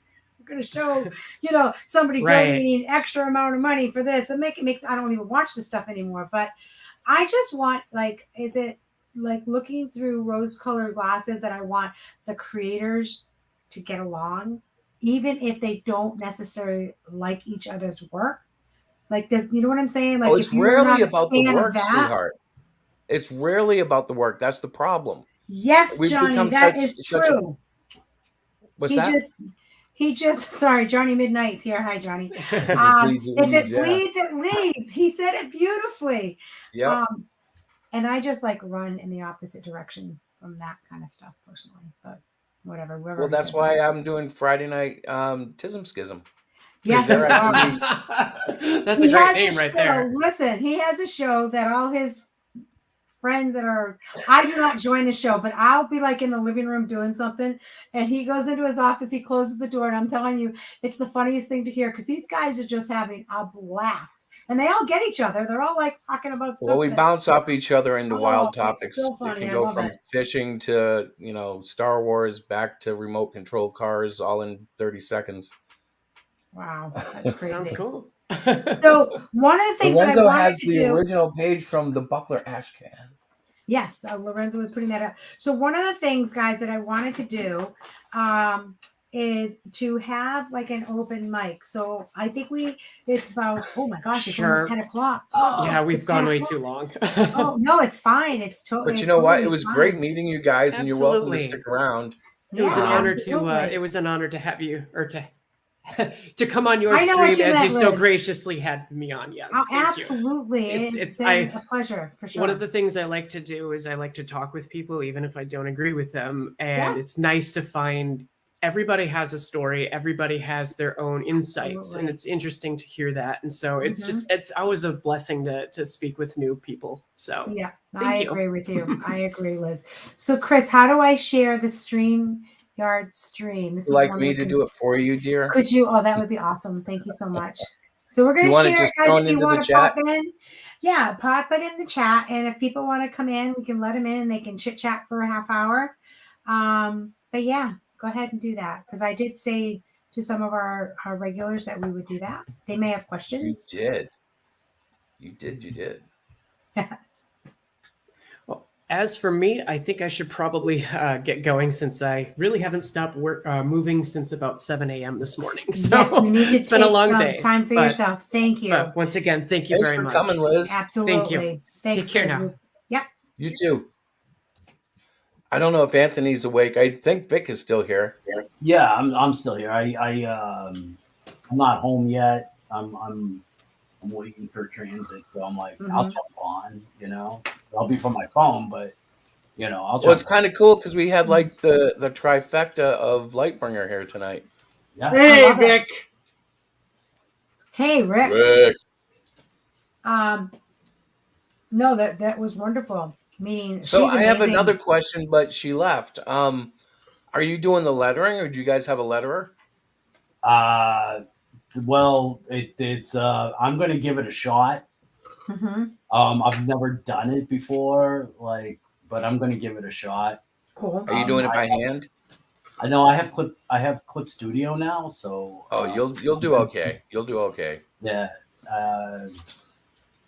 So if it doesn't pan out, there's definitely letterers out there. There's a gentleman in the community, Adam AF. He letters. He's reasonable. So I mean, worst case scenario, Mm-hmm. Well, if you're gonna go, if you're gonna give it a go, you'll see. It's not that bad. You already have an artist eye, so what I try to do is I try to look at my favorite letterers and just they're all 80s guys, so it's not that hard for me. I only look to one. I think basically, like, if you're gonna look to one, you should look to the best. And I see no. I actually, as far as letterers go, I don't think there's anybody else that can compare. I think everybody tries to be him. John Workman. Yeah. Mm-hmm. Yeah. Hands down, like the greatest letterer of all time. Just what he did for so many comics, especially for Marvel, especially in the 80s, was like out of this world. I mean, he was the letterer for Walter Simonson on his Mighty Thor run. Right, right. Just whoa. Just there's a famous. Yeah, like the way he exploded through panels and the way he opened it. Yeah, you're right. I'm looking at it. I went back and looked on Google while you were talking. You're right. This guy is really, really good. I think he was the first to coin the, which is now used every time somebody uses like a heavy machine gun, right? The Buddha. Yeah, that was him. And I just because it was an issue with the Executioner, and the Executioner's in hell, and he's got these heavy machine guns, and he's just mowing down all these like dead soldiers that hell is sending after him. And he's like got the guns blaring. It's just like these going up at an angle and arched and Buddha. It's all fantastic work. Oh, did I miss Liz leaving? Yeah. She said good night. She said she was tired, but yeah, my dog's acting up. I apologize. By the way, hello, Stephen B. Well, like I said to Anthony, I said, well, 15 minutes of your time would be great. It's been like an hour now. I'm like, I'm sorry. We're having a good time talking. Hey, speaking of which, I'll be right back. I got to go to the bathroom. Yeah, it's really easy talking with people, especially an interview type thing on a book. That if you do an interview on a book, I would go minimum of half an hour. Book or. Well, this was my pilot new programming. So I hope it went well. I didn't expect the live guests to go so long, but I am very honored and blessed that they did.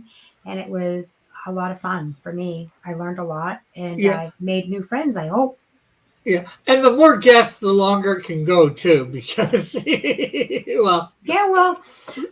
is good. I'm not saying it's a bad thing. I'm just. No, and like I said, it's not, I am not that rigid of a person. Like I will totally, like if somebody comes on and they are able to stay longer and they want to talk longer, I think that's, awesome.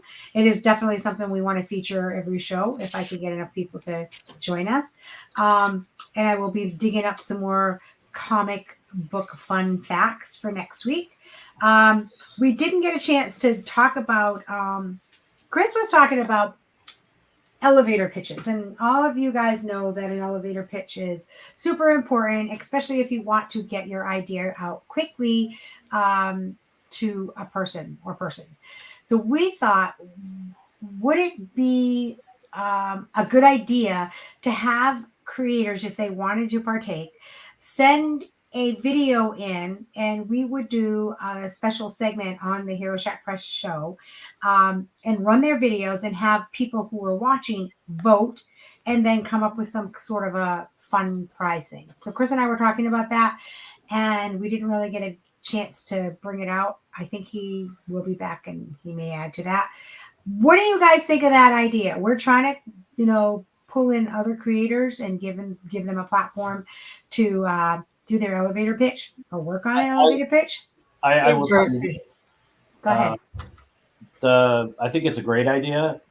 I also think like what you're doing with this particular new format that you're trying out. This is what I have to say from my observation and personal experience. Your channel grows when you do that, when you bring on other creators, when you bring on when you interact with other people in the community. It's always good to keep your stuff and what you're doing as a main focus for your channel, because it is your main source of promotion. But by bringing other people on, what you're doing is you're allowing people to see what the marketplace is that you're working within, and who else is around. Also, when people see you doing that, other creators see you doing that, even if they're not the ones that were on your channel, like, that person always brings other people on. Let's put, they're paying it forward. Let's bring them on our exactly. And that's kind of what I'm thinking. I mean, that is one of my my ultimate goals, is to have a channel, have the means to invite other creators on, to share with us what they're working on, because we all learn together. Like, they may be doing something like I never thought of that. So that was the idea that Chris and I were talking about, but not doing it live. Have them take their time, do, 10, 20-second elevator pitch or whatever, submit it to us, and then we would run them during one of our shows, and people would kind of vote on them. What about their trailer? Their trailer would be good. I mean, well, a trailer and an elevator pitch would be even better. It would be, absolutely. But we haven't worked out all the details yet, so it's not going to happen. I'm shooting for the beginning of the year, like in January. But I also don't think it should be. Can I say something? Sure. I don't think it should be limited to just comics. We have a lot of people making shows. No. By the way, have you seen Pug's movie? No, I haven't watched that. Oh, check that out. Pug has put out one killer movie. Asleep. Oh, it's an hour long. Yeah. But I thought it was a 10-minute like quick clip. Last night I watched it out for the whole hour. I was like, "Holy crap!"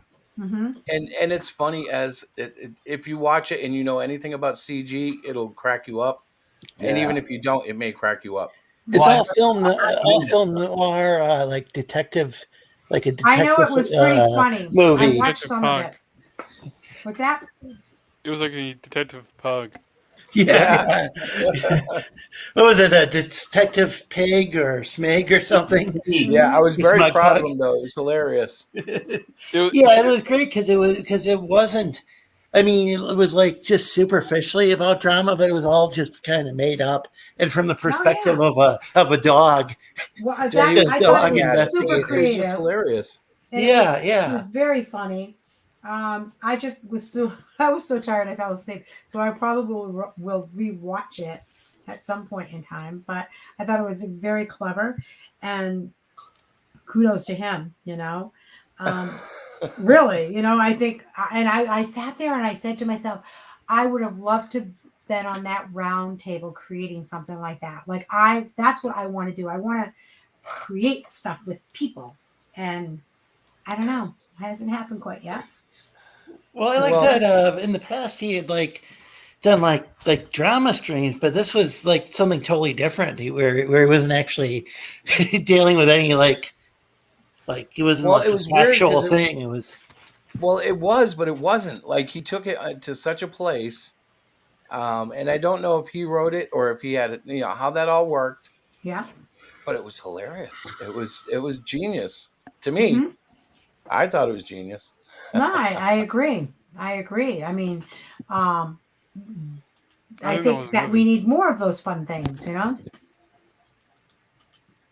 Yes. Oh yeah, people are saying it was some of the best like comic book writing, like indie comics or CG writing they in a long time. Oh yeah, it definitely was prime. And I recommend it. Hang on, I'm gonna pull up. I won't run the audio so we can keep talking, but where is it? Hey guys, I got a dip, but I want to thank you for having me on. And, hey, thanks for coming around, bro. Yeah. Take care. Peace, guys. Okay, good luck with that life. Catch you later, Rick. Thank you so much for coming. We appreciate it. So right here, we're looking. Do you want to hear a little bit of the audio while we're here? I'll be right back. Oh my God, that scared me. Did you see that? I did. Oh yeah. And he showed Kansas. Just not good. I suspected foul play. But you can hear just by the talking. Listen to the way the show had been scrubbed off of YouTube. I said, "Don't you worry your dumpy face about it, Toots. You came to the right place. There's only one idiot autistic enough in Comicsgate to get himself tied up in this mess, and you're looking at it. You just run along home, dollface. I'll take care of you." No, I just want to say I don't think he's actually autistic. Broad left as soon as she had arrived, like most women. Story of my life. But there was no point in sitting around with my dick in my paw. There was a case to work. Wasn't long before a message came over the wire. They'd found Leroy. The scene wasn't pretty, but it was definitely him. A copy of Starlight Cats, a book for 10-year-old girls, Leroy's favorite, was still lying on the pavement at the scene. I quickly learned by asking around, Leroy's last show had kicked up quite a stir, criticizing a number of the Comicsgate kings, the powerful underbelly that ran this town. Word was Leroy had upset the outfit when he put them on blast over the airwaves for overdue merchandise. This case was already getting in more trouble than it was worth, and it was only going to get worse. So, I highly recommend you sit down and watch that. Let me see. I can actually share the link, I think, to the YouTube page. Go there later. But so it was very funny. It was very well done. Well, and it's funny because it's real stuff, but yet he turned it into this like complete fictional. No, it was good. It was I don't think we really know why it by It was like a 50s noir thing. Yeah. Yeah. I'm not sure there was this. I don't even know if I've seen the guy's channel a couple of times. This Leroy guy, apparently he deleted his channel and SmugPug. Well, I thought Leroy was account. I thought they were talking happened. about Preston Poulter's Leroy, but then I guess there really was a real Leroy. I was like, oh my. Yeah, that was, yeah. I don't That know. was shocking in that clip when I just looked at. I was switching between windows. Yeah, I was like, oh my god, what's this? And then of course I remembered he put that in there for like 5 seconds. Oh yeah, that was definitely not something that. So, guys, at this point in the show, I really feel it's necessary that I share a screen, if you don't mind. We do mind. Well, I'm sorry. I'm going to do it anyway. I forgot this show. Christopher, stop. Why must you be that? So I feel like I need to just put this out there. We have a Kickstarter, The Great Cyclopean 3. We are looking for $500 to make our goal, which I don't think is too difficult. So if you want to jump in and partake, if you have not, we would really appreciate the support. If it's not your cup of tea, but you think that there might be a friend or two, please share it and like it. Let's see, Chris, how do I do this? So we have, how do I show the tiers? Oh, like this? Is it working, guys? You're doing it, yeah. I'm doing it? Oh, cool. Look at this, you guys. I can't believe I'm learning how to do all this stuff. So you can do Pledge Without a Reward. That is pretty cool. I haven't actually sat and looked at this in a while. Pledge Without a Reward is on all of them. That's the Kickstarter thing. Oh, is it? Okay. Yeah, it's just like giving a donation over on Indiegogo. That's so crazy. The cool thing is, like, we only ship to United States and Canada. We have a very special friend in Canada. We want to make it available for them. But Brian Adams. You can get it online, the backer pack for $7. You can get all 3 issues. Let's see. I got to get over here. Oops, wait. How do I do this? And then you can get. Wow, what are those? Where? Oh, look, these are our T-shirts. They're very cool. How do I get my skin green like that? Does that come with the shirt? We need to talk to Lorenzo. Lorenzo knows. He's got the super power. How do you do that? You need to get exposed to some gamma radiation. Is that what it is? Oh dear. Does that come with the shirt? You know what? I can look into it, guys. I can look into it. So the third or tier, of course you could just go grab yourself some paint at the store. The third tier is that you can get all 3 physical issues. Okay, and we do have the T-shirts. By all 3, you mean issue 1, 2, and 3? Yeah, that's what it says. Issues 1, 2, and 3 for $30. And then Christopher decided that it would be helpful, really cool, to put the first 8 pages of the book, which I didn't really think was a great idea, but that's what happens when you're married to the creator. He sometimes wins out. So these are the first 8 pages of the book. I will just scan quickly. I love the colors. Chris's colors are always very vibrant and very kind of like 80s style out there, but I appreciate that. So that is our Kickstarter, guys. Let's go back to StreamYard. Let's give this a kickstart and go buy it, people. I love it. Thank you so much. Well, it's exciting. That particular issue, hang on. You showed that. Let me show the other one because you made me stop. Yeah, there's a lot of people I'm here. hoping to, if I can come into some money in the next, 16 days, I know I'll be getting it. So I want to put a little focus on this character. Hang on.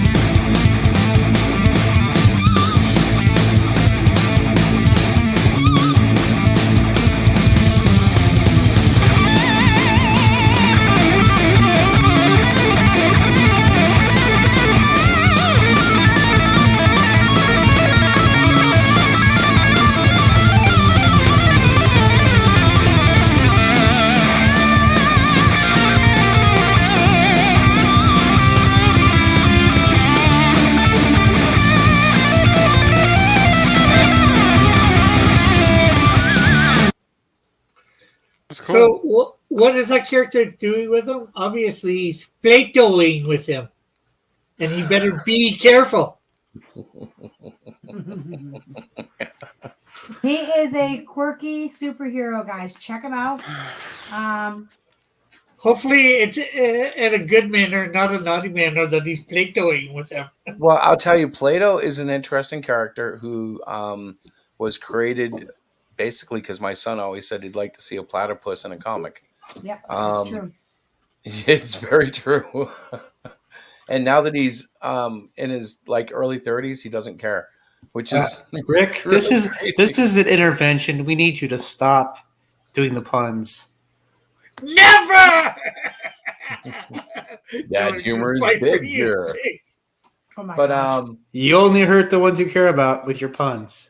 what we saw there was him pouring water on a knocked out Cyclopean because he couldn't use sniffing salts because there were no nostrils.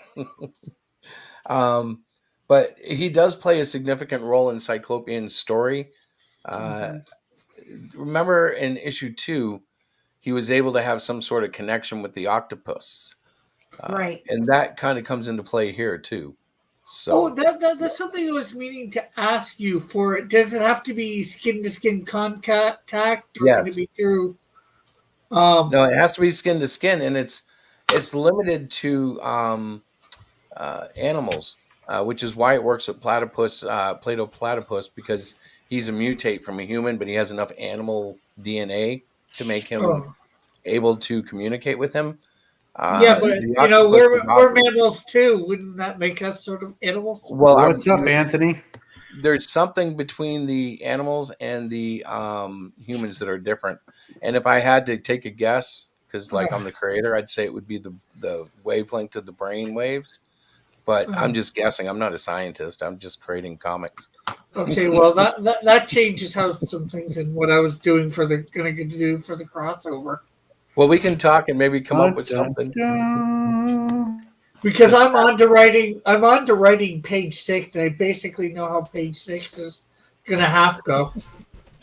Bro, I've been so depressed. I can't even tell you. And I don't want to sound like the whiny creator, but I go through cycles, and there are times when I just, I suck. The world sucks. Everybody hates me, and then I come up and I'll be fine. But this last week, I have been so dejected, just sleeping and having low energy and just. Ugh. Hi, I'm here. Hi. So instead of talking about how depressed and sad you are, you should talk about how blessed you are because you're super talented. You have a couple of campaigns. Okay, well, I didn't say I was actually currently. We have had a positive, wonderful show. We've had some fantastic guests, so we're not going to end on this. I'm depressed. Yes, you need to listen to Counselor Diana Troy from the Star Trek Ship Enterprise. I'm just saying, you've struggled this week. I know you have. He looks at the numbers on the Kickstarter and he immediately starts second guessing. Is the Great Cyclopean good? And I'm like, it's Christmas, number 1. 2 full weeks, number 2. We haven't gone on any shows, number 3. Yeah, I was going to mention that one. Your wife has been busy. I'm back in the game. I'm reaching out to people. I'm posting it everywhere. Guys, guess what I learned? I learned that you can set up Twitter tweets ahead of time. I never knew you could. I sat there last night. Chris, did you notice? Because you basically yelled at me, not really, but you did say, why aren't you using the Hero Shack Twitter? I'm like, I don't know. I'm busy. I don't 1,000 things going on in my world. Well, if you look at that, I have 27,000 tweets. I'm going to take it over, he says. So I sat there till 12:30 last night creating tweet after tweet, and I put them all throughout the day for tonight's show. I thought that was pretty clever. I learned that all by myself. And I'm going to do it again, and I'm going to do it again, and I'm going to do it again. If you need to take a time to go to the next room and just smack him just to get some sense into him, we'll wait. Hey, Chris, have you ever turned on your super chats? Because Dillard's asking how to use super chat, and I don't even see the button down below. No, I never have. I don't think I have enough. I don't think I have enough viewing to do it. I think you have to have the viewing hours and stuff. Oh no! I think you just for the super chats. I think you just need over 1,000 subscribers.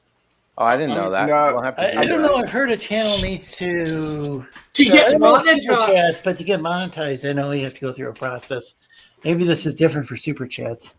Yeah, I think it's different for I could super. be wrong. Yeah. Monetization could be like, I think that might be advertisement or something. I don't know. Well, I actually think unless they dropped us, I'm still monetized. It's just I don't get enough views. When I was purely a Christian evangelical channel, I was actually bringing in money. Causing trouble. I don't agree with this in the Bible. And oh my good Lord, they came out of the woodwork. Yeah, but because we don't play that card anymore, Chris, we're not playing that card anymore. Yeah, that's. Did you try to shuffle the deck? I just wanted to cut in. My dogs have been acting up, so I'm gonna go see what they need. I keep jumping, like, you know, that's all right.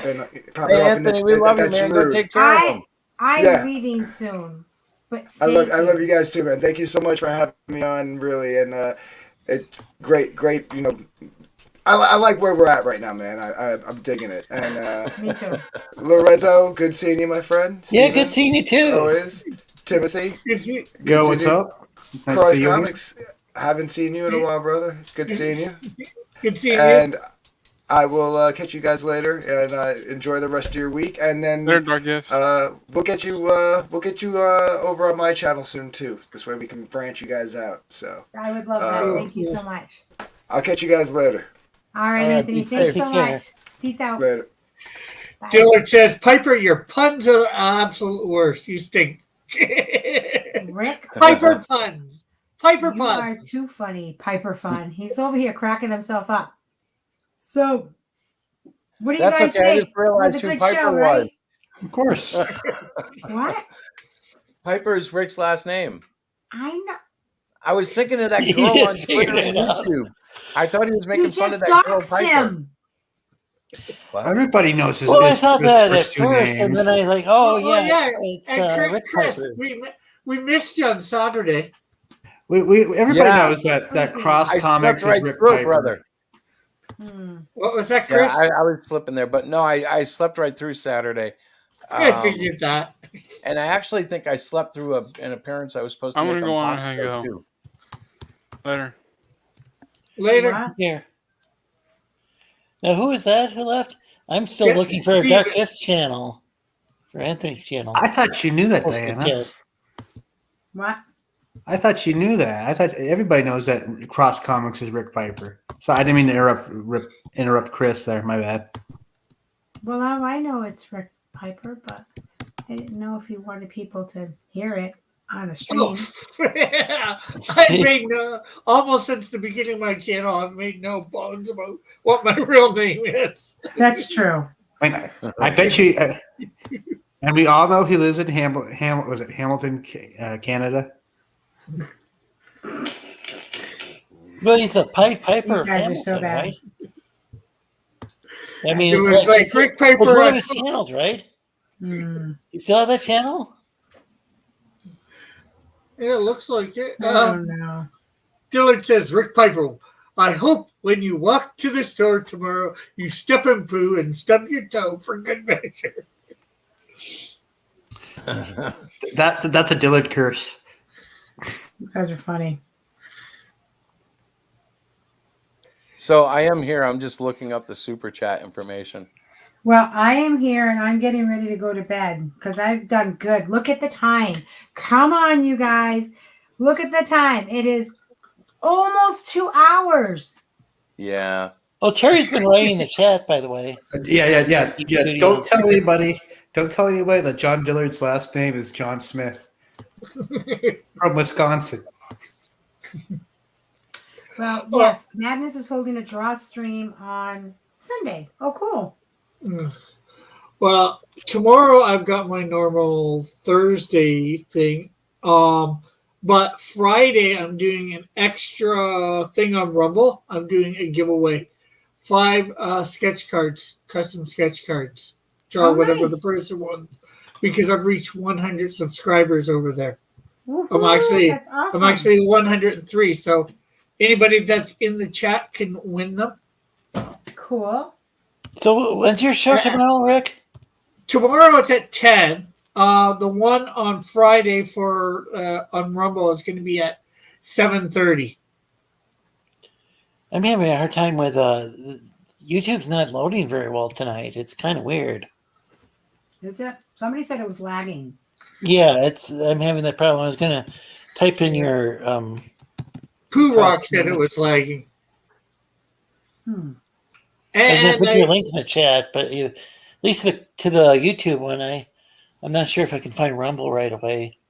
Oh, I can find Rumble. And I got hopefully a video coming out tomorrow around noon.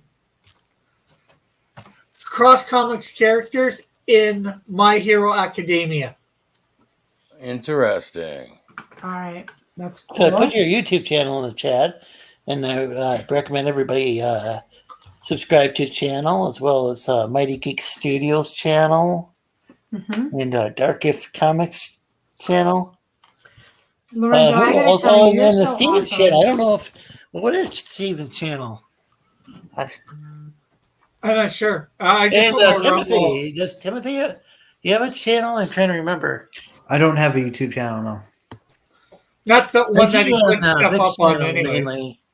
Or then sometimes on Rick's channel. Oh, I have my usual hangout spots. It's either here or on Rick's channel, or sometimes on Vic's channel. Yeah, I see you on the channel a lot.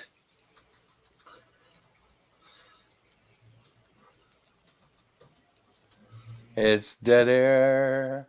I think we're finally fading. All right. Yeah. So- Well, you guys are getting tired, I guess. I'm exhausted because I had a staff meeting tonight, and that went till 7:30, and then I ran home like a nut so I could catch up on 1,000 different tweets that I were told coming you on you my should have watch. taken your Jeep. Well, Should be running How that many far. traffic violations did you get? A lot. Well, they didn't catch me. I was really quick. So That doesn't sound good. I'm gonna have to disavow. it's Yeah, me too. You're fired. it's a good pull. I'm here because of Lorenzo. We're all here because of Lorenzo. We love Lorenzo.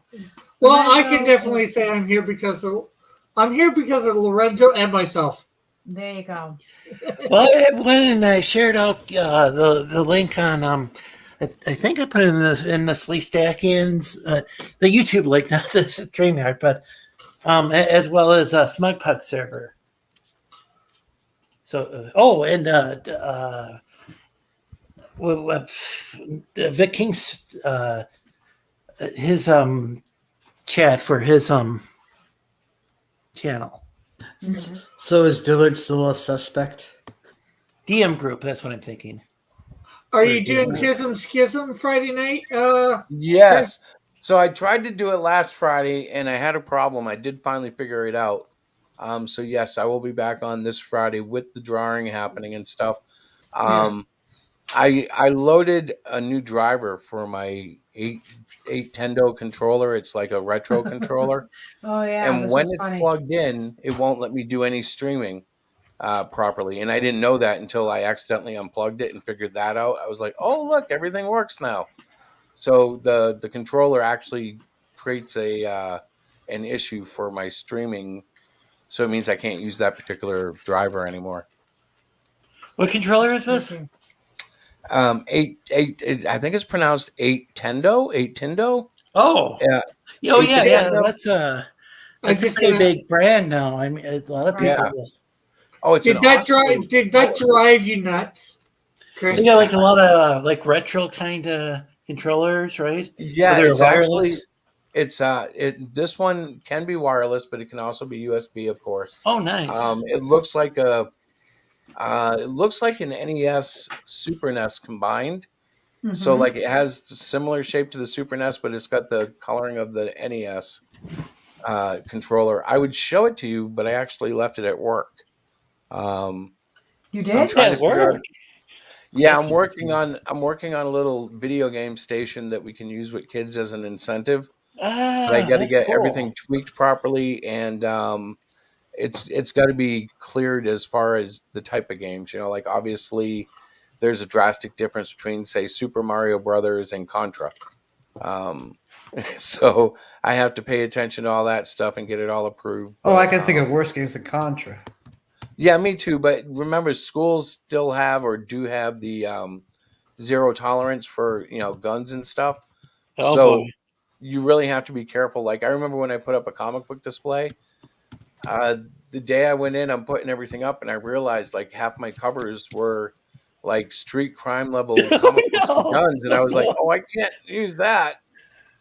So yeah, I had to pull those down before the kids came in. But there is that. Glad you discovered that.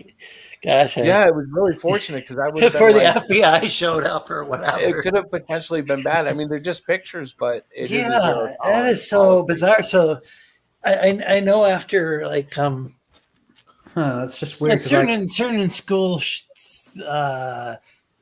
thing with I don't even want to say it out of here, but after a certain incident, very sad incident that was publicized heavily. I know they started like developing like all sorts of lockdowns and stuff, and then it seems like with I would argue worse, maybe.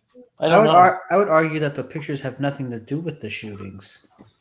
I didn't want to say, but yeah, after Columbine. Sorry for they used Columbine to it seemed like it was seemed like that was used for. I've heard it, but I mean, I think it's gotten worse even since then, though, because I heard of elementary schools where they're doing like these like shooting, like drills and stuff. I don't know if they do that. Here's the thing: you're working in. They used Columbine to scapegoat a lot of things like music, video games, stuff that have. And then, of course, when they did a study, they found that the stuff had nothing to do with violence. Yeah, you gotta for that sort of stuff. You actually have to figure the person doing it. What was their motive? Yeah, and instead of just like it's like almost like they were drawing ideas out, like random ideas out of a hat or something. It's like maybe it was this, maybe it was that. I think they do that lots of times because there was once upon a time that they blame comic books. They want to blame almost every different medium of entertainment. Are you talking about the 10-cent plague? Yeah, that was back when. Yeah, that was back in the day when was that? That's how they ended up with the comic code, right? So that's what they put the blame on EC Comics that had Vault of Horror, Walk of Fear, Tales from the Crypt, that kind of stuff. Yeah. I mean, I grew up with Mad Magazine. I never realized till I was, just a few years ago that was inspired by EC Comics. No, that was originally from EC Comics. It's the only thing left from EC Comics. Yeah. It was like, because you could get because of the comic code, they had to go and say, well, it's not a comic book. This is a magazine. This is Mad Magazine, and so. Yeah, they skirted around them.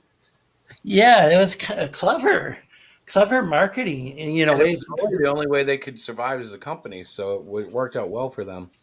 Yeah, and that's however, for decades, a lot more than that's what I know about a lot more than Marvel or DC is Mad Magazine. Yet, if you were give me a quiz, I wouldn't I would probably have forgotten a lot about Mad Magazine. For decades, though, Tales from the Crypt and what all the other titles survived by reprint. Ah. So you could get copies of Tales from the Crypt, but it's really old stuff. That's interesting. So, I'd like to read that old stuff. I had a copy. I had one where the story was there was two baseball teams were playing, and one guy put poison on his cleats and killed their teammates. So they killed him and made him into they used his leg for a bat and they used his head for a baseball. And I heard about that one. The baseline was his intestines and kind of stuff like that. So you have a copy. So you've got a copy of one of those reprints. I had a copy. Yeah. Oh, yeah, that was. I've heard about that because that was one where I think that was particularly notorious. But It was there were a lot of adult comic book readers, is my understanding, but then they were like, "Well, we got to work. What about the children?" That's always how it starts out. Well, the problem is there is a point to be made about the children, and I think the problem is America, maybe the world, but they tend to dismiss parental responsibilities and even the responsibilities of other adults. Like, I think it's totally cool that we can have a comic book that reads anything and does anything and whatever we want it to do. I do wish that creators and parents and everybody would be a little more careful about where their product may or may not land. And it just doesn't happen that way because a lot of times it's not. I don't think so. But the money. I don't think so. I think it's the parents' responsibility. Why should I be held accountable for what you bought your kids? Well, it is the parents are first and foremost. But if you're maybe I should phrase it in the sense of like, I look at it like, okay, you got say Deadpool, for instance, fantastic adult character, full of innuendos and cuss words and stuff. And then Marvel turns around, throws him in a kiddie cartoon and starts marketing him as a toy. And I'm like, that's just like a cross marketing that would bug me. Or it does bug me. Well, look at Teenage Mutant Ninja Turtles. Have you seen the original one? Oh, of course I have. That's just It's just the turtles are like bloodied and cut up by the end of the story. Have a good night, Diana.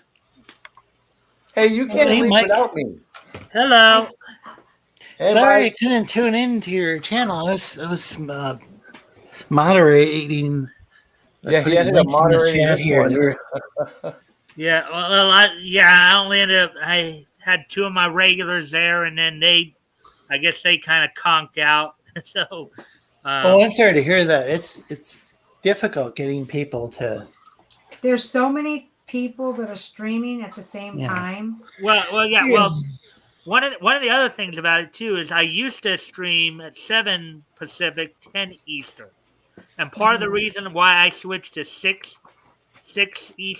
Pacific, 9 Eastern, is in part because some of my guys are a little bit older, and they felt like they could, it'd be easier for them to stay through it, earlier. I lost one of my regular viewers because he's not usually up by that time because he works nights. Right.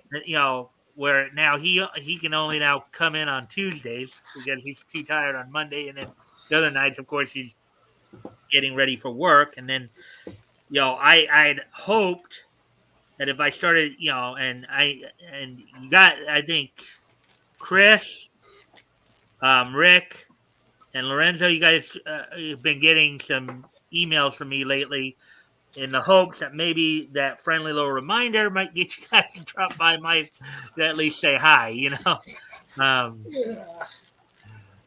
why I've been doing that, because I share it on Facebook, I share it in the groups and stuff like that. Oh, okay. Yeah, I rarely go on Facebook anymore. It was just because they ended up. Well, I don't know why it started scaling back. I guess I was starting to use Twitter more, and then I'd go and find some of my old tweets were getting not tweets, but Facebook posts were getting reported for some reason. Like they changed the policy about this, that, or the other thing, and things that I didn't think was all offensive, they were saying were offensive. So I kind of scaled back. Well, yeah, Facebook that's why you have like Parler and Mind. Yeah, exactly. Coming out because Twitter and Facebook are becoming too kind of funny because one of the things I led off with wasn't actually a news article as much, but just more of an editorial commentary I did because I was watching one of that Umbrella guy's videos earlier about he was doing a sales analysis report on IDW. I don't know if you guys had heard. I don't know if you guys had heard about this, but IDW apparently Hasbro is not happy with IDW and is pulling the G.I. Joe and Transformers. Really? Yeah. Wow. Yeah, I heard IDW is really woke. Yeah, I mean, IDW's been doing has been doing like the comic adaptations for the Hasbro product, and I know that Hasbro, and partly due to the fact too of what they've been doing with G.I. Joe apparently too with the comics and the woke stuff, but yeah, so I think Hasbro's been happy because basically IDW is starting to bleed money. And the only thing what was that person's name? Was it Aubrey Citizen or something? It was right, and I think there's this character that might have been like a white guy or something, and suddenly it was like a 300-pound Samoan woman, or I don't know exactly what happened, but it was like well, this person, I don't mind like having a female G.I. Joe character, but it didn't seem like this character. It didn't seem all that realistic, though. I mean, well, even for a comic book, it was like the person just wasn't at all in shape. Well, I mean, I'm not in shape, but like it might be helpful for a G.I. Joe character to be a little bit in shape.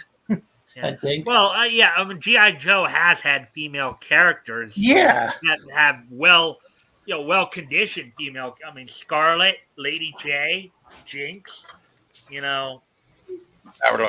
Yeah, I wouldn't mind, and I don't mind that it was like a Samoan, a Polynesian woman. That's cool. You would argue that she didn't. I think she just. I just remember. I think it was Your Boy Zach, like one of the early, like an early CG video, and it's like it was like pointing out this person. This just wasn't realistic, though. The way that. You would argue that someone in the military should be physically fit because you're doing exactly. Work. That was the part that didn't make any sense, Well, kind of like how the New Warriors didn't make much sense either. Marvel's New Warriors. You guys remember that one from about a year or so ago? It didn't even go. Actually, didn't even go into print. Rick, it didn't even go into print.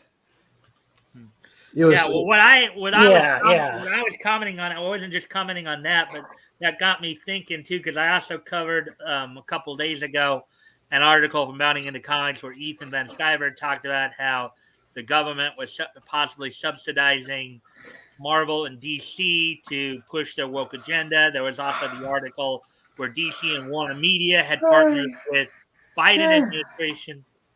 I'm not trying to get as much into politics here, Diana. That's interesting. I know these big corporations get a lot of money. I mean, they tend to get money from the government, is what I heard. It was always the allegation. Yeah, I don't know the details, but like about Walmart or any like large company is that they might get some big. I don't know. They might get some sort of benefits. Maybe the small businesses might not. Is that it's kind of like a 180 when you look back at comics history a little bit here. Yeah. It's kind of a 180 from what happened like 60, 70 years ago. You guys, I don't know if you guys remember what the Comics Code Authority was, right? You guys know we're just talking about that. I was just going to say, guys, it's almost 11:45. We should probably let Diana and Chris get off because they got to go to bed. Guys, as much as I hate to, I am going to end the stream because I got to go to bed. I'm going to get up early. But Mike, you are such a fascinating and interesting person. I got to get to one of your shows to hear all the things that you talk about because I keep missing it because I'm busy and it's not deliberate. It's just like, oh my God, I got to go to bed. But thanks for stopping in. And for those of you guys that have been watching the show, thank you so much. I hope you've enjoyed the stream. I hope you enjoyed the format. Please feel free to reach out to Chris or I at theheroshack.com or our Twitters, Hero Shack or Princess Diana.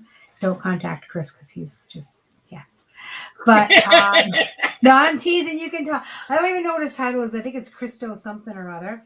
I'm kind of incognito, so I don't get in trouble. I know. Oh, by the way, I didn't mean to interrupt, but I put Mike's link in the chat. So to today's stream that he posted. And Mike, are you streaming tomorrow night as well? Yeah, I stream. Okay, so just as a reminder for you guys, I stream Monday through Friday. Okay. And it starts at 6 p.m. Pacific, 9 p.m. Eastern. Okay. Okay.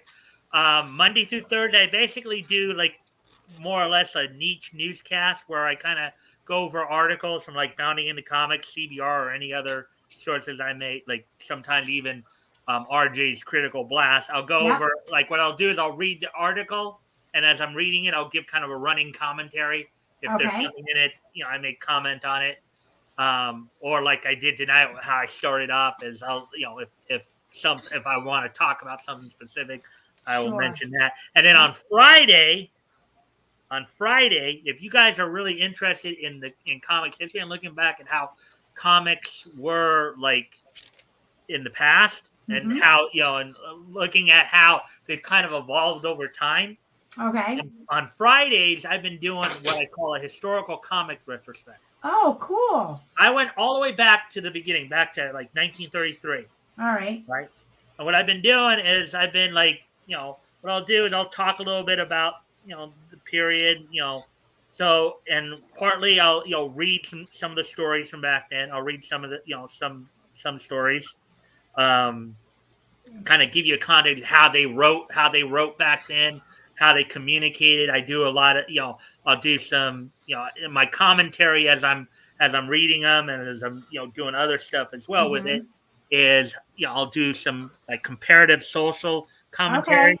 Oh, like cool. Comparing. Diana should give you the one she got tonight. Yeah, right. I kind of saw a little bit of that early. I kind of saw a little bit of that earlier. That was even before I even started. That's but awesome. I'm just talking about like starting from 1933. Yeah. You have a specific time. Sure. But right now I just like not this past Friday because that was Thanksgiving Friday, but the week before I started August of 1938. So I'm working my way through August of 1938. Nice. This Friday I'll be covering Dell and Centaur comics, comics that went on sale from those and giving some commentary on that. Okay. So, as I said, I read the stories. I talk a little bit about, aside from just reading them to just give you a sample of how they wrote stuff back then. I'll also do some, like I said, some comparative social commentary. Oh, that's really cool. Word usage and language analysis, like how. I will have Oh, to wow, definitely that's fascinating. check it out. So Yeah, I I'm wanna check that gonna so Mike, I'm not trying to be rude. I'm not cutting you I off. know. have You to guys go to are bed. tired. I get I it. am super tired, but I definitely need to check out your stream because you are the kind of person that I feel like I can really learn a lot from. So 9:00 Monday through Friday, right? Right. Okay. All right. And Lorenzo, you need to let me know too because you're really good at Yeah, I just put my link to the chat so that. And so Well, tomorrow night, I've been messaging like Chris and Lorenzo and Rick to try to remind, because Chris has said he'd try to come more often, and I know he's been there at least once. Yeah, I'll drag him. I'll chat. I think the been problem falling asleep at 8:00 almost every He night. is. Yeah, I think there's a literally- problem with like Wednesday nights because this is when I guess Diana, you're the main host now, or this Well, particular show. I think so. Yeah, so it's kind of hard for Chris to If he probably doesn't show up to fire Mike's me- show if you're hosting the show, Yeah. I mean, I get. I mean, I'm just if I can at least start getting like 10 people to come watch my show and stick throughout, that'd make me happy right now. Oh because yeah, that'd be right great. now I've only had like 2 or 3 people most of the Oh, that'd make me I happy understand too. But I guess we should say bye-bye to everyone. Yeah, so We're gonna say goodnight, but I will definitely check out your show, Mike Good and night. Lorenzo. If I don't pop in, I'm listening, right? I'll listen. I don't always. Yeah. Again, I get wicked busy, and it's not a personal thing for anybody. I'm lucky I make it to my own show. I'm sorry. And that's because Chris is like, you're gonna be late. But thank you guys for coming. Yeah. And I hope you sleep well. And we'll see you all. Oh, and put Rick's one in more the quick chat as thing I well. want to just mention real quick. What's that? My live streams I keep up on my channel. So even if you did, like, I'd prefer you come during when I'm doing it live, because then if you have any questions, you can interact. Right. But if you guys still want to get the information, it's still there because I keep my streams up. Okay, cool. Well, that's great because a lot of Go people back. private theirs. I know. Yeah. Oh, I put Rick's Cross Comics channel in the chat as well. Thank you very much. Just in case, No, sure I thing. prefer everybody show up live, obviously. Oh yeah, it's always good to be able to Yeah. interact with the channel. It's always a lot more fun if you can, but it's fun if people can watch it all. Even in a replay is cool.